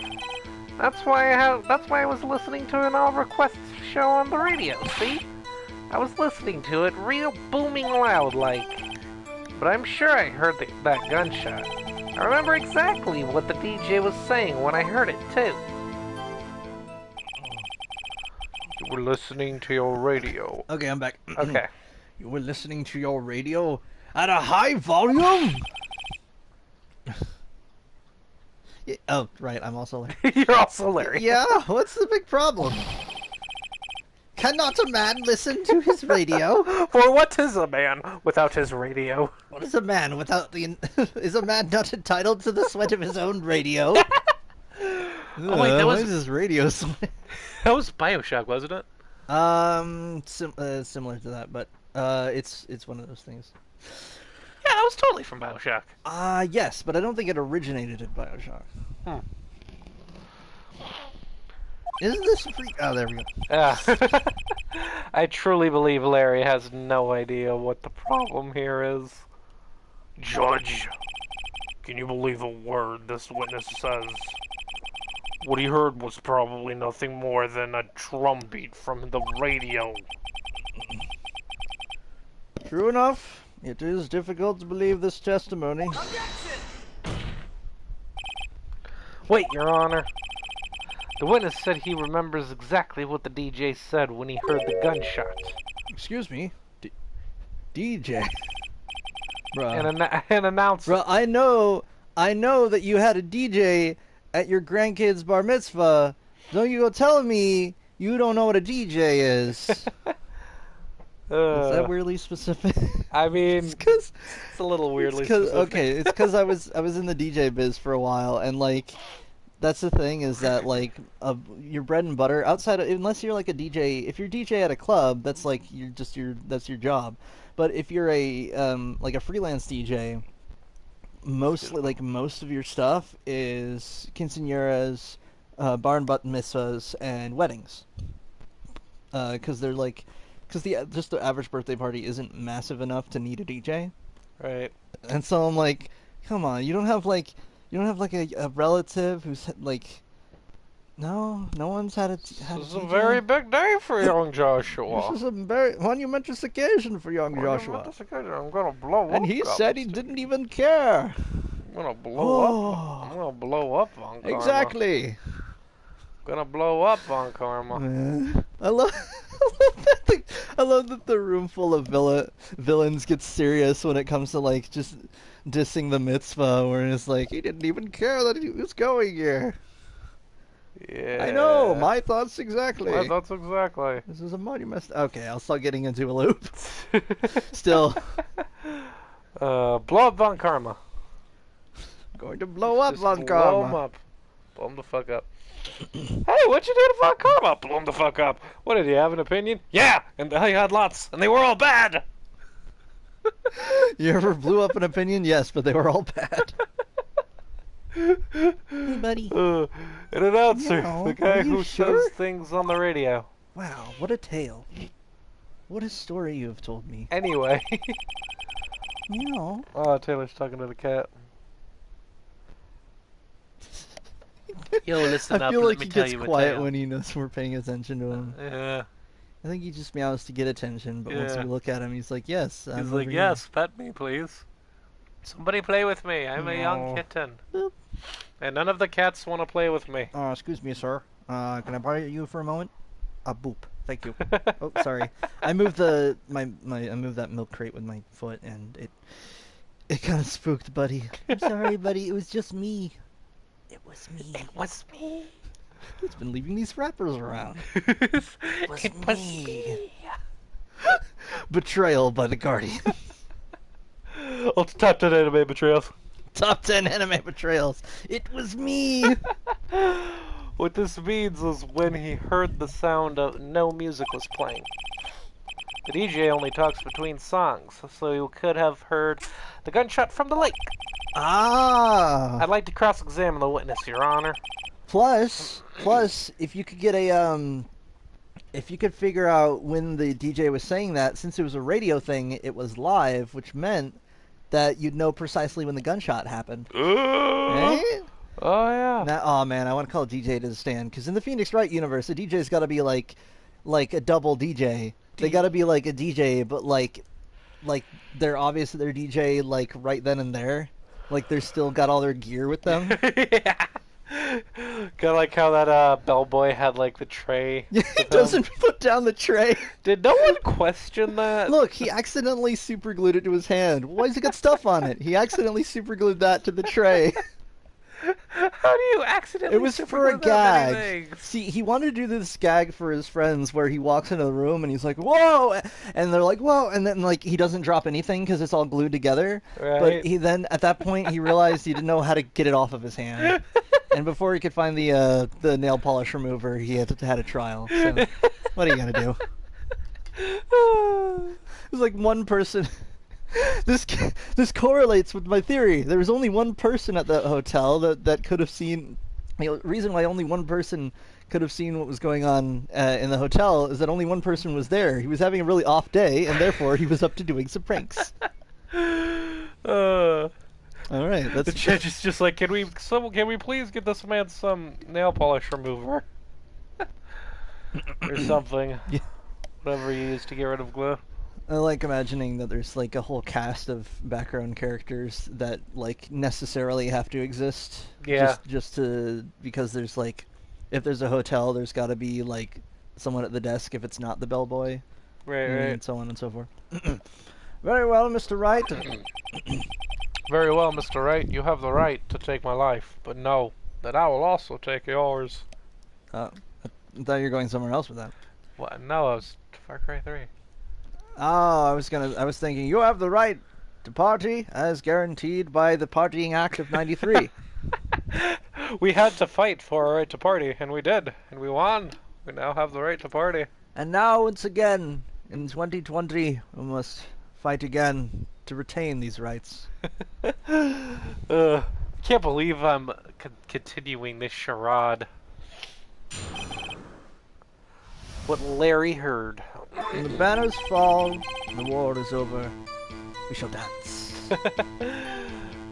When the banners fall and the war is over, then you have my permission to dance. Oh yeah, did Vane use any quote like that in the show? He said, "I am this credit card's reckoning." Yeah, at he some did that point. one. He did blowing up stuff. Although I don't remember what that original line was. 'Cause Yeah, he was wasn't that, Gotham's reckoning. Gotham, that's what it is. You know what's weird when you think about it? You'd think that Bane's first, Bane's first big move would be on Santa Prisca, where he just blows it up. Yeah, but it's a Just out of hole in the ground, so how do you blow up a hole in the ground? Oh, it's more of a whole. I was thinking like it was a more like traditional prison thing, but basically, No, it's like I mean, the whole thing is trying to climb out of it. well then, yeah, basically he'd just be like, just put a bunch of ladders in there, and he's like, there you go, I'm doing this out of spite. When you're all out, I'm going to blow this thing up, sink it into the ground, and there. I don't want any Santa Priscas to exist anymore. Blow up Santa Prisca. Blow up Santa Prisca. Why is Osito not canon in this show? I miss him. Who? Little bear. Osito.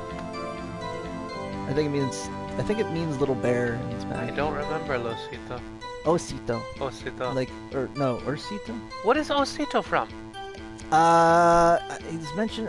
He's somewhere in the comics, but he's referenced in the Arkham games. Like you can find a couple Easter eggs where it's like, it'll be like the solution to a Riddler thing, where it's like, here's a thing that Bane left behind. Oh, that's neat.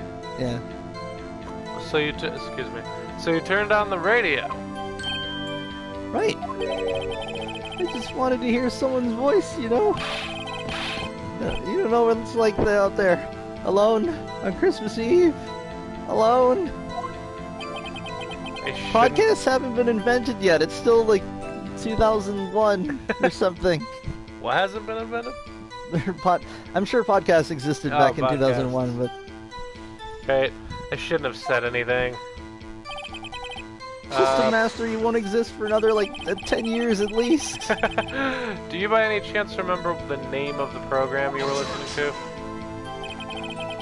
This has nothing to do with the case, Your Honor. It's so weird how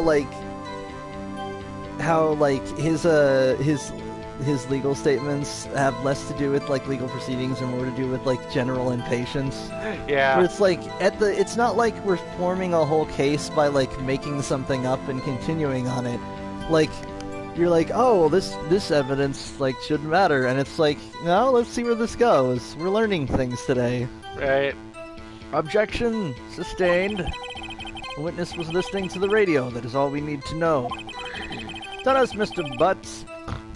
How loud was your radio set to that night? Well, it goes to 11.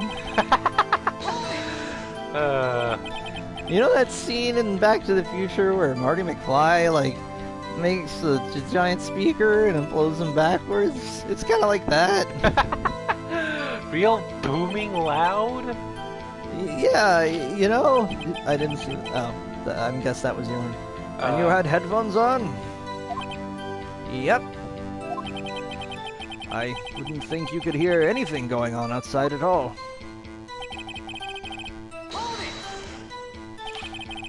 Can you prove that? No, of course you can't. Nah, I can't prove it. But I remember that moment real clear. I mean, while I was talking about it, it came back clear to me, you know?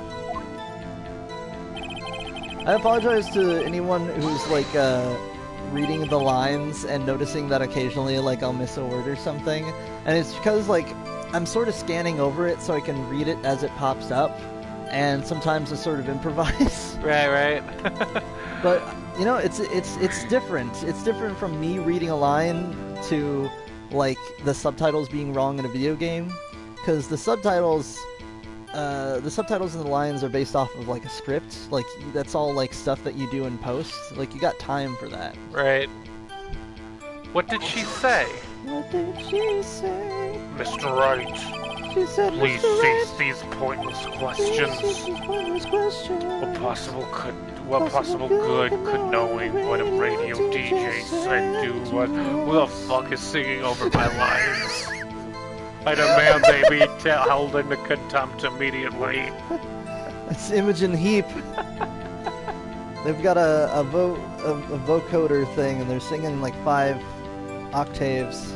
Imogen Heap? A heap of shit? I actually don't have a problem with Imogen Heap. Don't be mean to Imogen Heap. Just be strangely annoyed at what was it called? What's this? Be annoyed at Hide and Seek's lyrics, which you look at them are kind of weird and don't make a lot of sense. Like That's a lot of songs. they though. sound cool, but as in like it's the kind of song where like the weirdest thing about that song is how like it was written in English. Like it's not like it was written in like Japanese and then roughly translated into English. Like it was just written in English, and that's what it just said on purpose. Yeah. What'd you say? You only meant well. And it's all for the best. To shreds, you say. Indeed. Mr. Von Karma has a point. I'll allow the question only if you see some reason why we should care. We should care, Your Honor. We should dare to care, Your Honor. Of course we should. The devil's in the details. If he knows, if he remembers the DJ speaking, it brings up the case that he would be able to hear things outside of it, because it would just be the DJ speaking. Yeah. Well, how do you know if we don't ask him? Fine. Very well. Mr. Butts, please testify to the court. Every time you say it, you're like... What was the radio announcer saying when you heard the gunshot? Just when she said, "Hey, it's almost Christmas," I heard the gunshot. And the song before that, I never remember the name of it, but it's like, it's like a couple ladies, and they're just saying Merry Christmas, and it's like they're from the 80s. I don't know Anyone? what you're talking about. I actually figured out the name of that song. What song? How does it go? It's called Christmas Rapping, with no W, like Christmas Rapping. How does it go? And it's like, Merry Christmas, so then something here, Merry Christmas, something, you had a good time this year. And I know barely any of the lyrics, but it was, it's by the same gals that made, I think it was What Men Want, / What Boys Like, that song. And the funny thing is, if you look up their, if you look up the music videos, the Merry Christmas and What Men Want songs, like, were not only, like, were they probably filmed in the same location, I was like, okay, that makes sense, but I swear they must have been filmed on the same day, because almost everyone's wearing the same outfit. Huh. So I like the lore idea that they're like, look, we already rented out the venue for a music video, let's just make another one. Which is especially funny because that means they either recorded their original song during Christmas or they recorded their original song like whenever it was, and then they're like, look, we gotta record our Christmas special too. Huh. Are you sure? Of course I am. She had this real sexy DJ turns out to be Moxie from Borderlands. Hey, sugar. On a scale from, I don't know, 0 to Marceline. Y'all know what's up. Marceline from Adventure Time? Yes. Huh. She has the most amazing voice. It's so buttery smooth.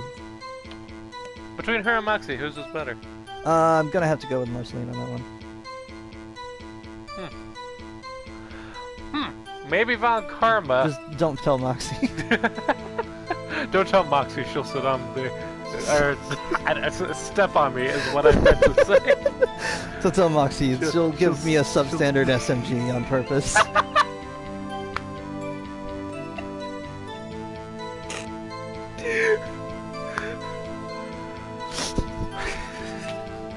There's an SMG in Borderlands that you get from donating to Moxie.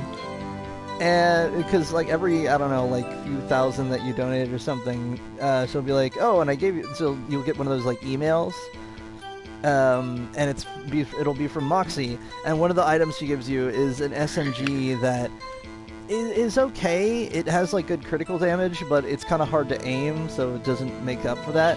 But the weirdest thing about it is that it says, its description is that it's slippery. And it's the only SMG with it's got a unique ability where halfway through a magazine, it will just unequip from your hands and fall on the ground. Why? It won't switch the inventory, it'll just unequip it. It's... Why? I mean, it's funny as a joke, but it's just... Why would they make that as like a special like achievement weapon? I don't know. That's weird. They should have made one that like I don't know. I would have preferred if it was just the Moxie's weapons without the special abilities, so they just have crazy high critical damage, and they'd have names like, you know, the Heartbreaker. And be like, this will explode the enemy's heart. And just has crazy high crit damage. Are you ever gonna get Borderlands 2 so we can play? Borderlands 2. Yes. Maybe. Didn't I just get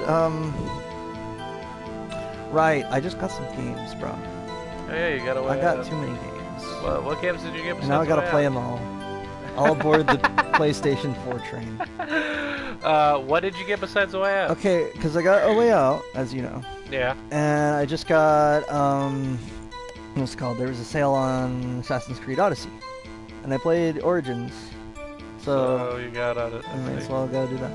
What else? Although I'm kind of thinking I might want to boot up Origins just to see what the other regions were supposed to be. Because it feels weird to leave so much of that, like, untouched. No, it doesn't. Is it just more desert? I mean, Well, if it's more desert, I'm gonna lose my mind. I don't know, but like, I could not care less, honestly. It's funny because, like, because that's like, everything has like a leveling system, which is part of my problem with Origins. That instead of like a sort of Arkham Knight situation where, and I praise Arkham Knight a lot for specifically its mechanics, where you get more gadgets, but it starts they're scaling at the same level that you're getting good at using each and every one of them.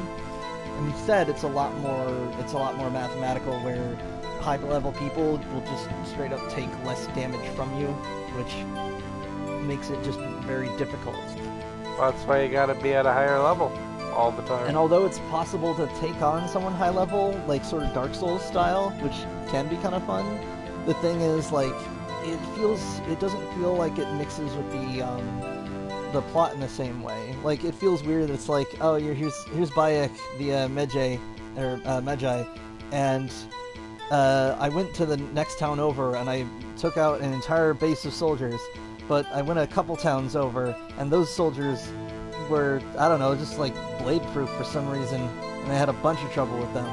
Do they have like special training? Alligator pelts? No, they're just extra tough for some reason. Huh. Like, I like the idea that like tough enemies have like something cool on them, you know? Like, Right. like those ridiculously overpowered Janissaries or whatever. Right. Like, those, maybe not to that level, but like at least at that point you're like, oh yeah, these guys have like custom kit that's like cutting edge of their time. Right. So of course they're hard to hurt because they've got like plate armor Yeah. and like an old-timey gun. Yeah. Or in this case, they would just have like, they'd have like poison arrows that like slow you down. They'd be able to light places on fire. Yeah. Maybe Von Karma was right. I'm not sure how that helped us at all. This is the most ludicrous testimony I've ever heard. But there's... I don't know. We did get the quote of a guy saying, "I don't concern myself with petty details such as time and place." Yeah.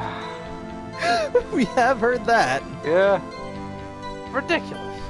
But there is one gleaming ray of hope in there.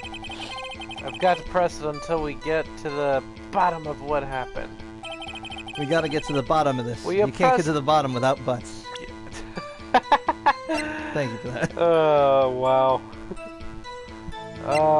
Well, so Where'd what do my- we do now? Robert's autopsy report. Christmas I was about to be like, oh, what if we tree. showed... That's why I was listening to All Request Radio. All Request... Interesting. So it must have been around midnight, that's for sure. Photos, very good, not bullet pistol, out of the position, metal detector, else. File. Alright, going to... Alright, I'm going to the next page here. Maybe it's something stuck in your poop. Yeah.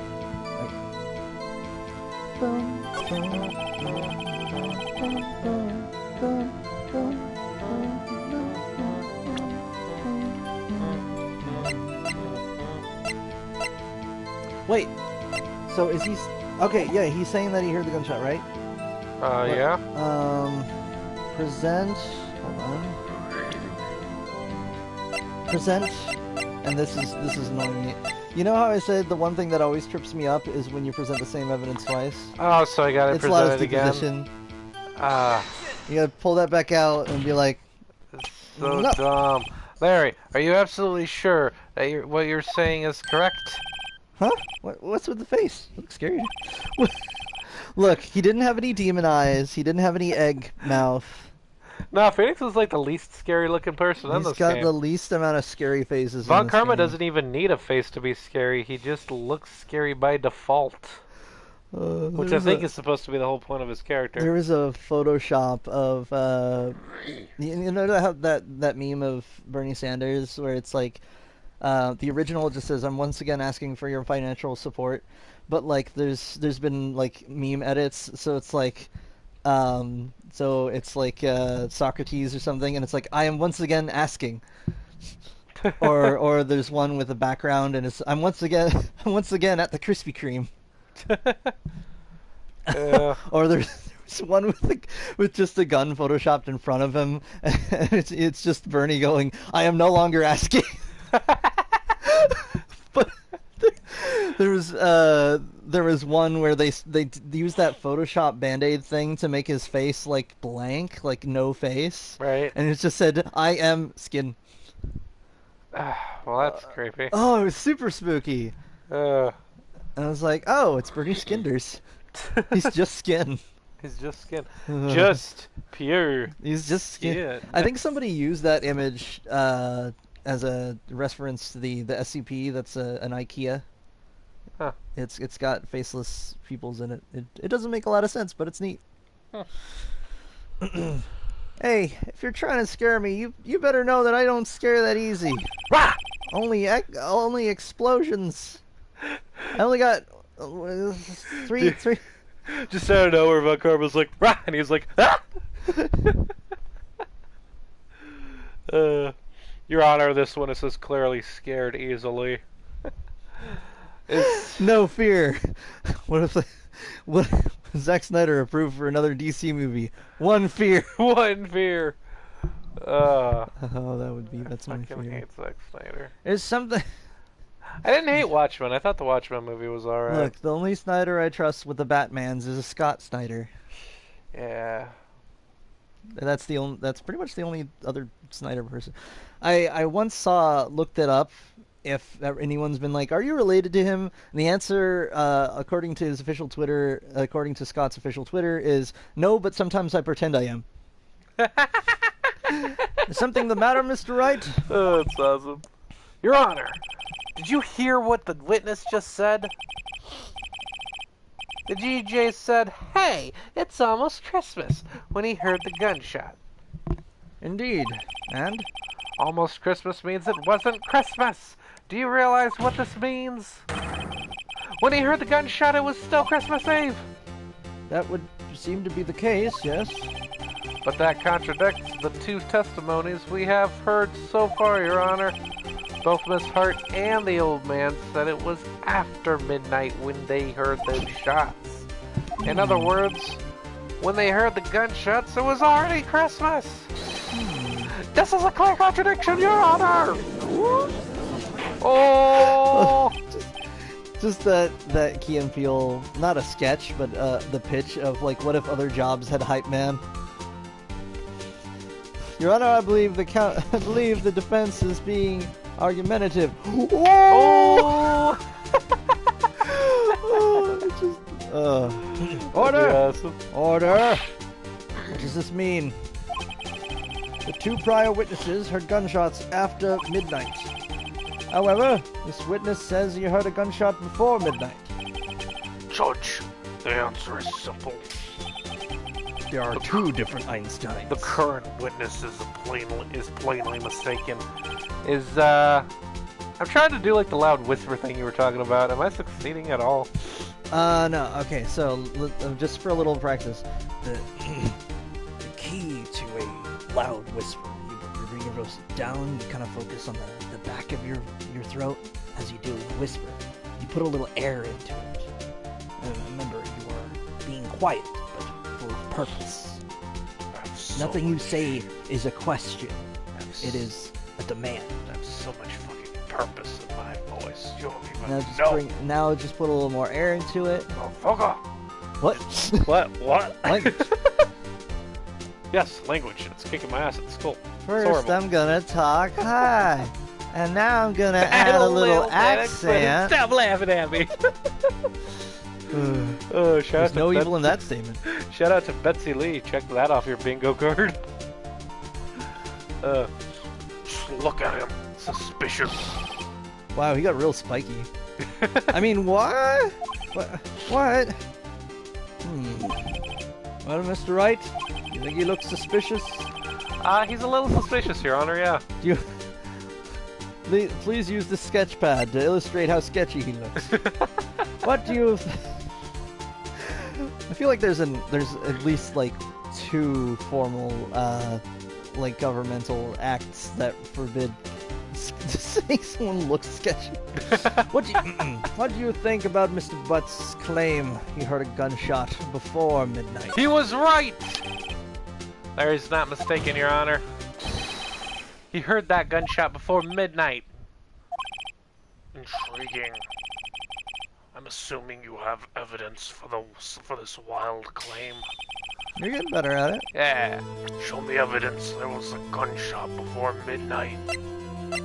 Remember, you gotta squeeze your diaphragm. You gotta put some air into it. Putting air into my voice. And remember, it's not about a lack of emotion. It's that you have a single emotion which is making demands. I am making demands. I don't believe you. That. You gotta try harder. I demand that you shut the fuck up. This is a little closer to me. Show me evidence. There's okay. Shows an empty lake taken automatically at 11:50 p.m. That explains the second lake photo.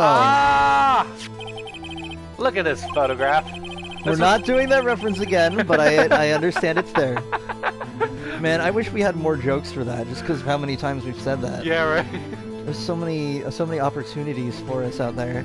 Someone makes a parody of our Let's Plays when it's just us constantly talking about laughing at photographs. It's just a supercut of, look at this photograph, look at this photograph, look at this photograph. Look at this photograph. It will not make you laugh. You're like at a Christmas dinner, you're like, please pass the gravy. Hey, look at this photograph. It's just a photo of gravy. What do you have? Is it like a Polaroid, or is it like... Yeah. Oh, okay. I think it would be funnier if it was like a glossy printout, because that means you like took it to like a printing place to get it printed out just for the gag. Yeah. This was taken by our witness yesterday, Miss Lotta Hart, with her automatic camera. The time stamp on the photo reads December 24th, 11:50 p.m.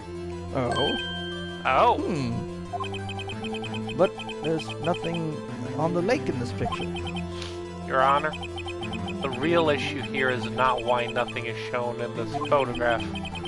It is why this photograph exists at all. What do you mean? Your Honor, this photograph was taken by an automatic camera. That camera was set to go off in response to loud noises. Loud noises! Aha! Correct. Like, we know the information, but since the judge doesn't, I would definitely explain the part about how, like, it took a significantly loud noise to get it to go off. Yeah. There was a loud noise on the lake at 11:50 p.m. That is why this photograph was taken. In other words, when Larry heard that gunshot, it was most definitely still Christmas Eve. Indeed, it would seem that is the case. Then, where does that leave us? Miss Hart testified, and she heard gunshots after midnight. That explains the 3 shots. Yeah! It all comes together. Before midnight. Somehow, nobody heard the shot before midnight, but they Except did. for Larry. Yeah, Larry's the only one who heard the shot before midnight, and only that shot. Yeah. And the other 2 heard the 2 shots after midnight. Yeah. Finally explains the gun. Yeah. I thought they were just messing with us with the gun thing. Yeah. And what's inside the gun? Glass shards. It all comes together. Dude, I saw this video of Archer, and it was like Conan. Conan was an Archer. It wasn't like an actual episode. It was The just Barbarian like a or bit. the O'Brien? O'Brien. Oh.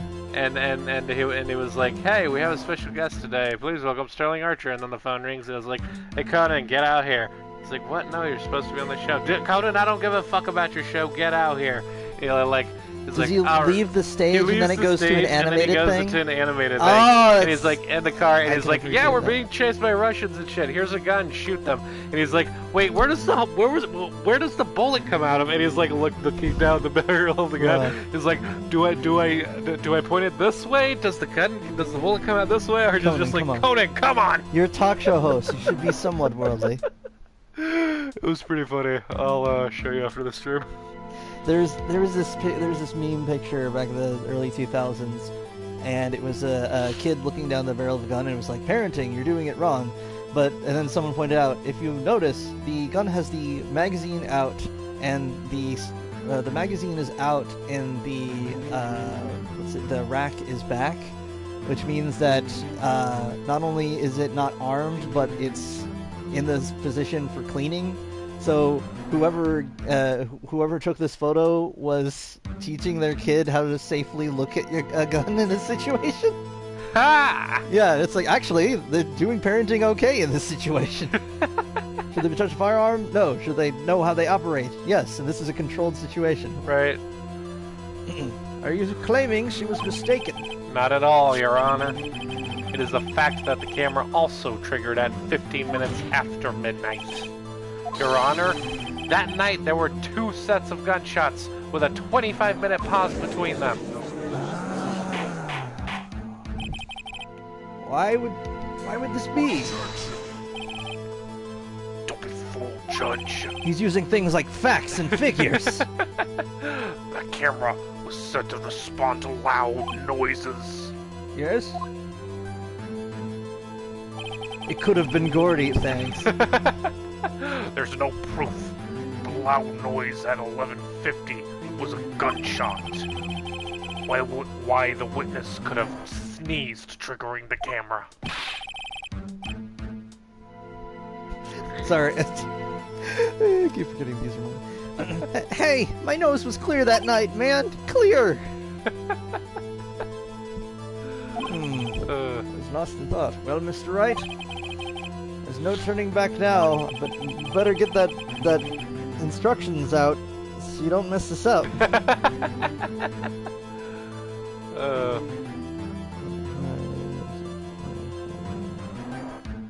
Sorry, I'm just.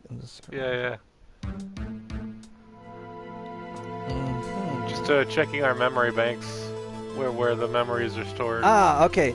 Now it all comes full circle. Ah. Because now, the bit that does count as evidence is the gun. Now, you read your line. Can you prove that the loud noise at 11:50 p.m. was indeed a gunshot? See, I thought they were trying to say that the gun didn't count because the fact that it was... okay, the gun does count. Yeah. It counts 3. Yup. This is my evidence. The murder weapon? Something about this pistol was bothering me, Your Honor. Excuse me. Why am I so burpy tonight? Both of the witnesses who testified yesterday heard 2 gunshots. However, the murder weapon was fired 3 times. When, then, was the last shot fired? Only now have I realized the truth. That 3rd shot was the shot Larry heard just before midnight. Order! I usually only have to say that once, because I'm supposed to be saying it while the court is rumbling, but I never remember to. That would make sense of the evidence we've seen so far. I'm just glad we didn't have to bring in that parrot thing. That would have gotten real wacky real quick. Day's not over yet, Judge. Oh, no.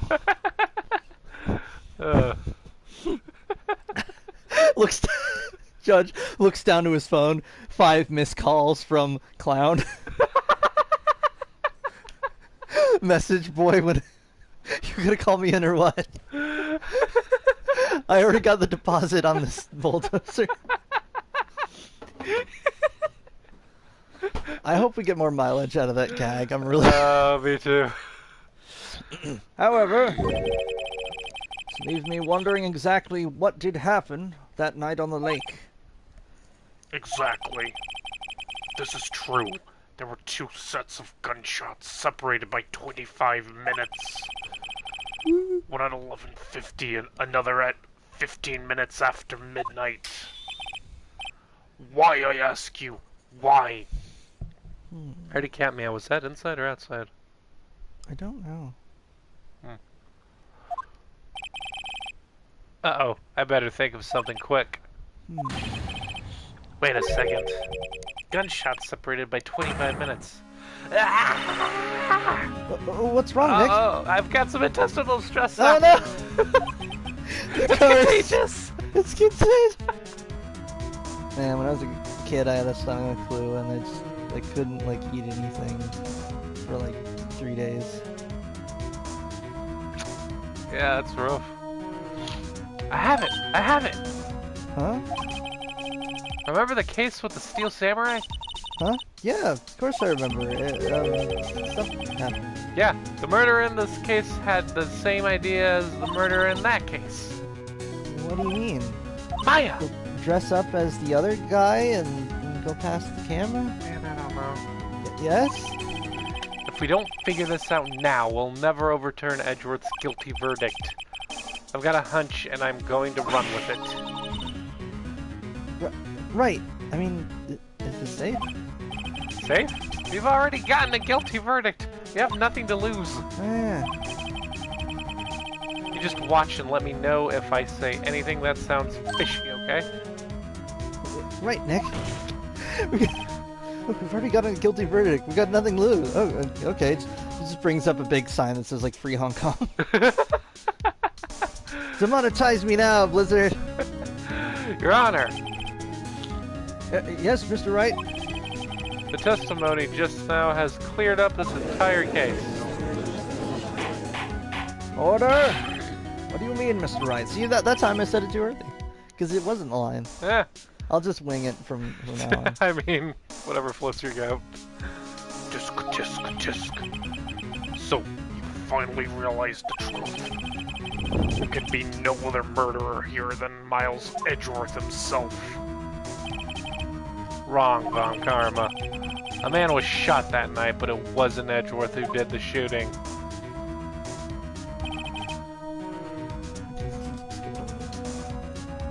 Yeah, Wait, with Phoenix? yeah, give it a Yeah. little. Listen, rookie.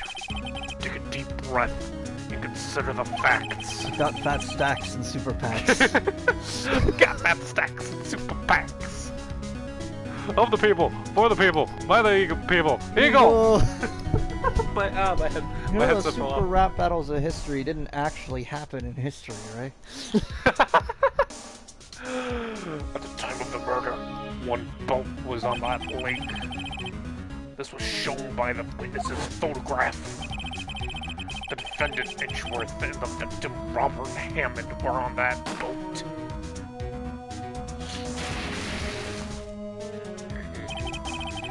There was a gunshot fired on that boat and Robert Hammond fell into the lake. The distance of the shooting was 1 matter. One matter. What was 1 meter? 1 matter. 1 matter. All that, wait, fuck, how's that song go? Ah, damn it. Nothing really matters? And like, Everything. Or, no, it was, anyone can see. no. I think it was a Linkin Park song. I don't know. I don't know why. It doesn't even matter how hard you try. That's what it was. Oh, you should keep that in mind. I designed that rhyme. To explain in due time. All I know. Thank you for listening to my TED Talk. Distance of the shooting was 1 meter. It couldn't have been suicide. His arms weren't long enough. Well, the guilty party has to be the other man on that boat. I admit, It's hard to imagine any other possibility. Yes. But this assumes that the victim was shot at 15 minutes after midnight. What do you mean by that, Mr. Wright? We have photographic evidence of the time of the shooting. The timestamp on the photo says 15. But Larry heard a gunshot 25 minutes before that. Robert Hammond was killed then, 25 minutes before the shot on the lake. That's the only way that Edgeworth could be innocent. So do you think there was like a third guy? Okay, so wait. Yeah, they set it up to make it look like it was taking Yeah, place but at that means after that midnight. somebody went up to set up the meeting between them two. Oh, dang it! Is it gonna be on Karma? Is on Karma gonna be like, look, I set up this meeting between them two. I showed up, shot Hammond, then went out onto a boat, went onto a boat and met with Edgeworth. Somehow he didn't hear the bang, and It might be. Mr. Wright, are you quite mad? Ah, I lost it. I lost the whisper there. Explain who the two men on that boat are. The murderer and Hammond. Edgeworth the murderer. Edgeworth and Hammond.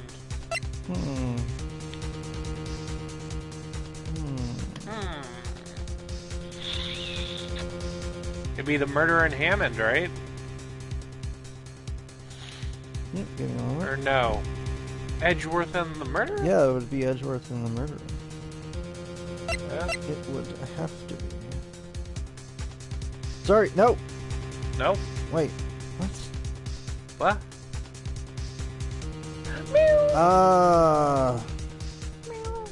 Murderer and Hammond. You wanna say hi? You wanna say hi to the audience?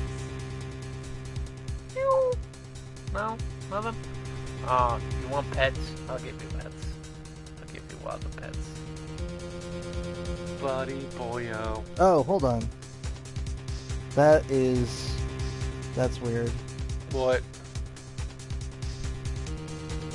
For some reason, this person is doing the wrong answers as well. It's gotta be Edgeworth and the murderer. Yeah. Of course, it was Edgeworth and the murderer.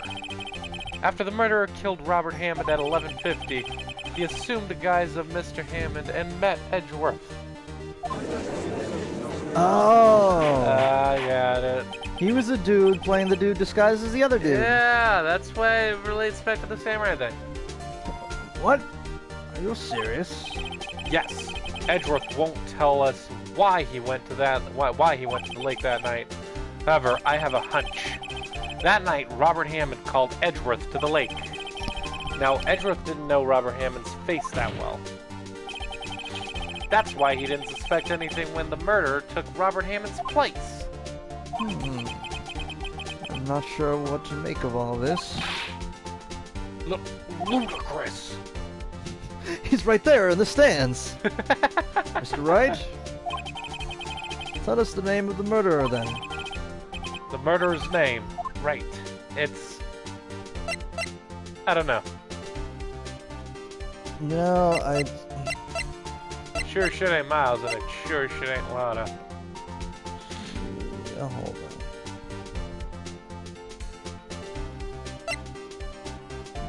Yeah, I'm gonna say...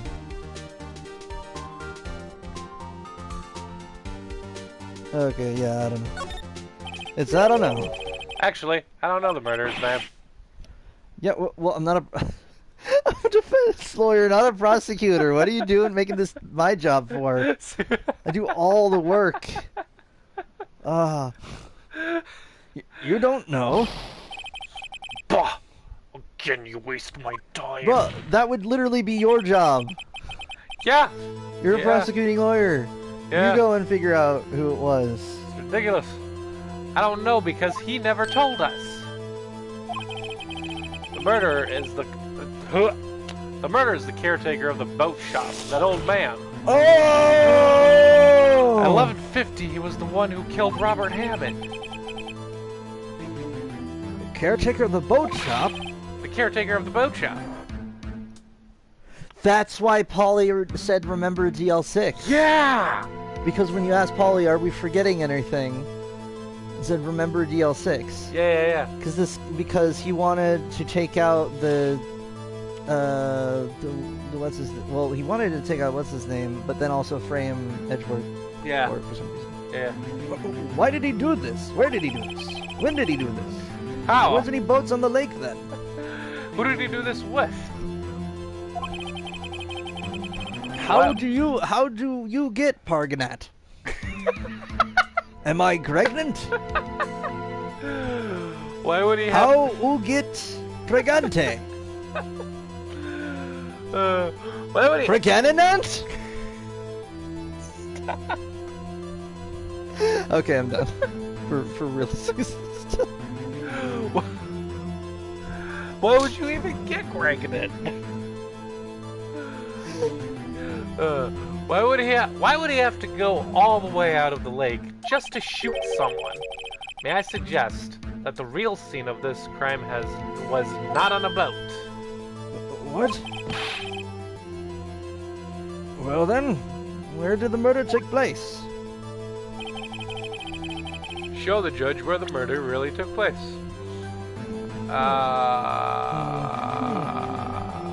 Give me a moment, cause I'm thinking this through. Really? By the pasta shop, of course. No, wait. Yeah, I guess. Wait, so... Yeah. Yeah, the pasta shop. So this is the pasta A little to the shop? left. A little to the... right here. Take that! Take that! Points to the map aggressively. What? No. Shh, shh, shh, shh, shh.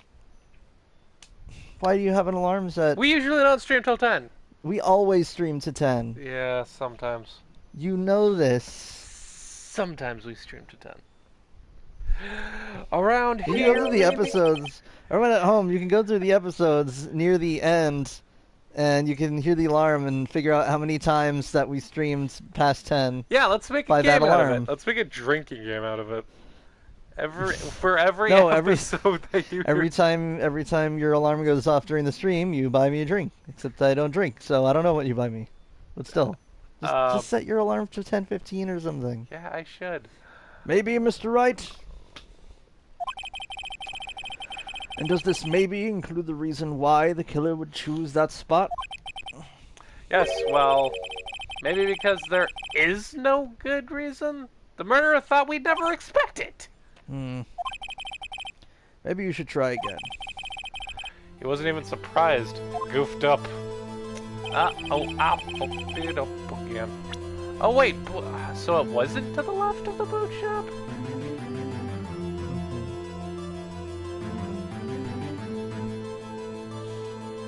Is it directly on there? Here, of course, the boat shop where he lives. That was, that way he could meet with the victim without anyone seeing. Do you have proof that the boat shop was the scene of the crime? Recall Larry's he's slapping the testimony. paper. Oh, he's slapping the paper. It's serious now. Recall Larry's testimony, if you will.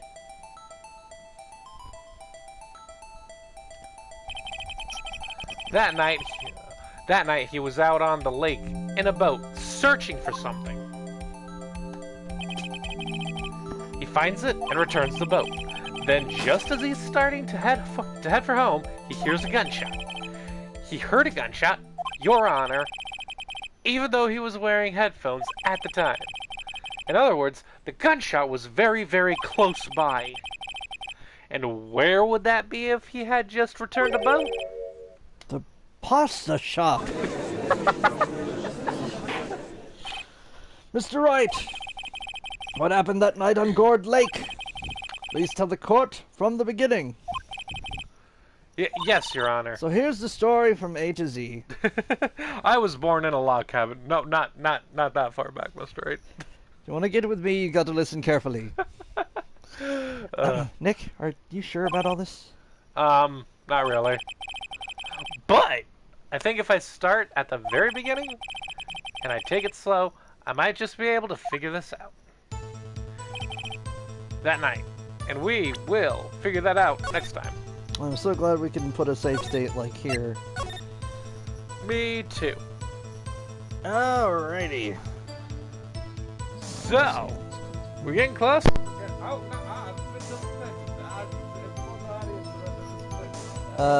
Blue Jack has been disconnected. Give us a moment. I'm back now. Alright. So, thank you so much for joining us this lovely evening. I've been Taylor. And I'm... I was trying to think of a The old funny man joke. doesn't have a name. I am the one with the fucking dick. Okay. And he's Blue Jack I'm Blue Jack with a C. with a C. So- And I love Far Cry. So remember to take care. Stay awesome. Have a beautiful day. And we'll see you next time. Bye!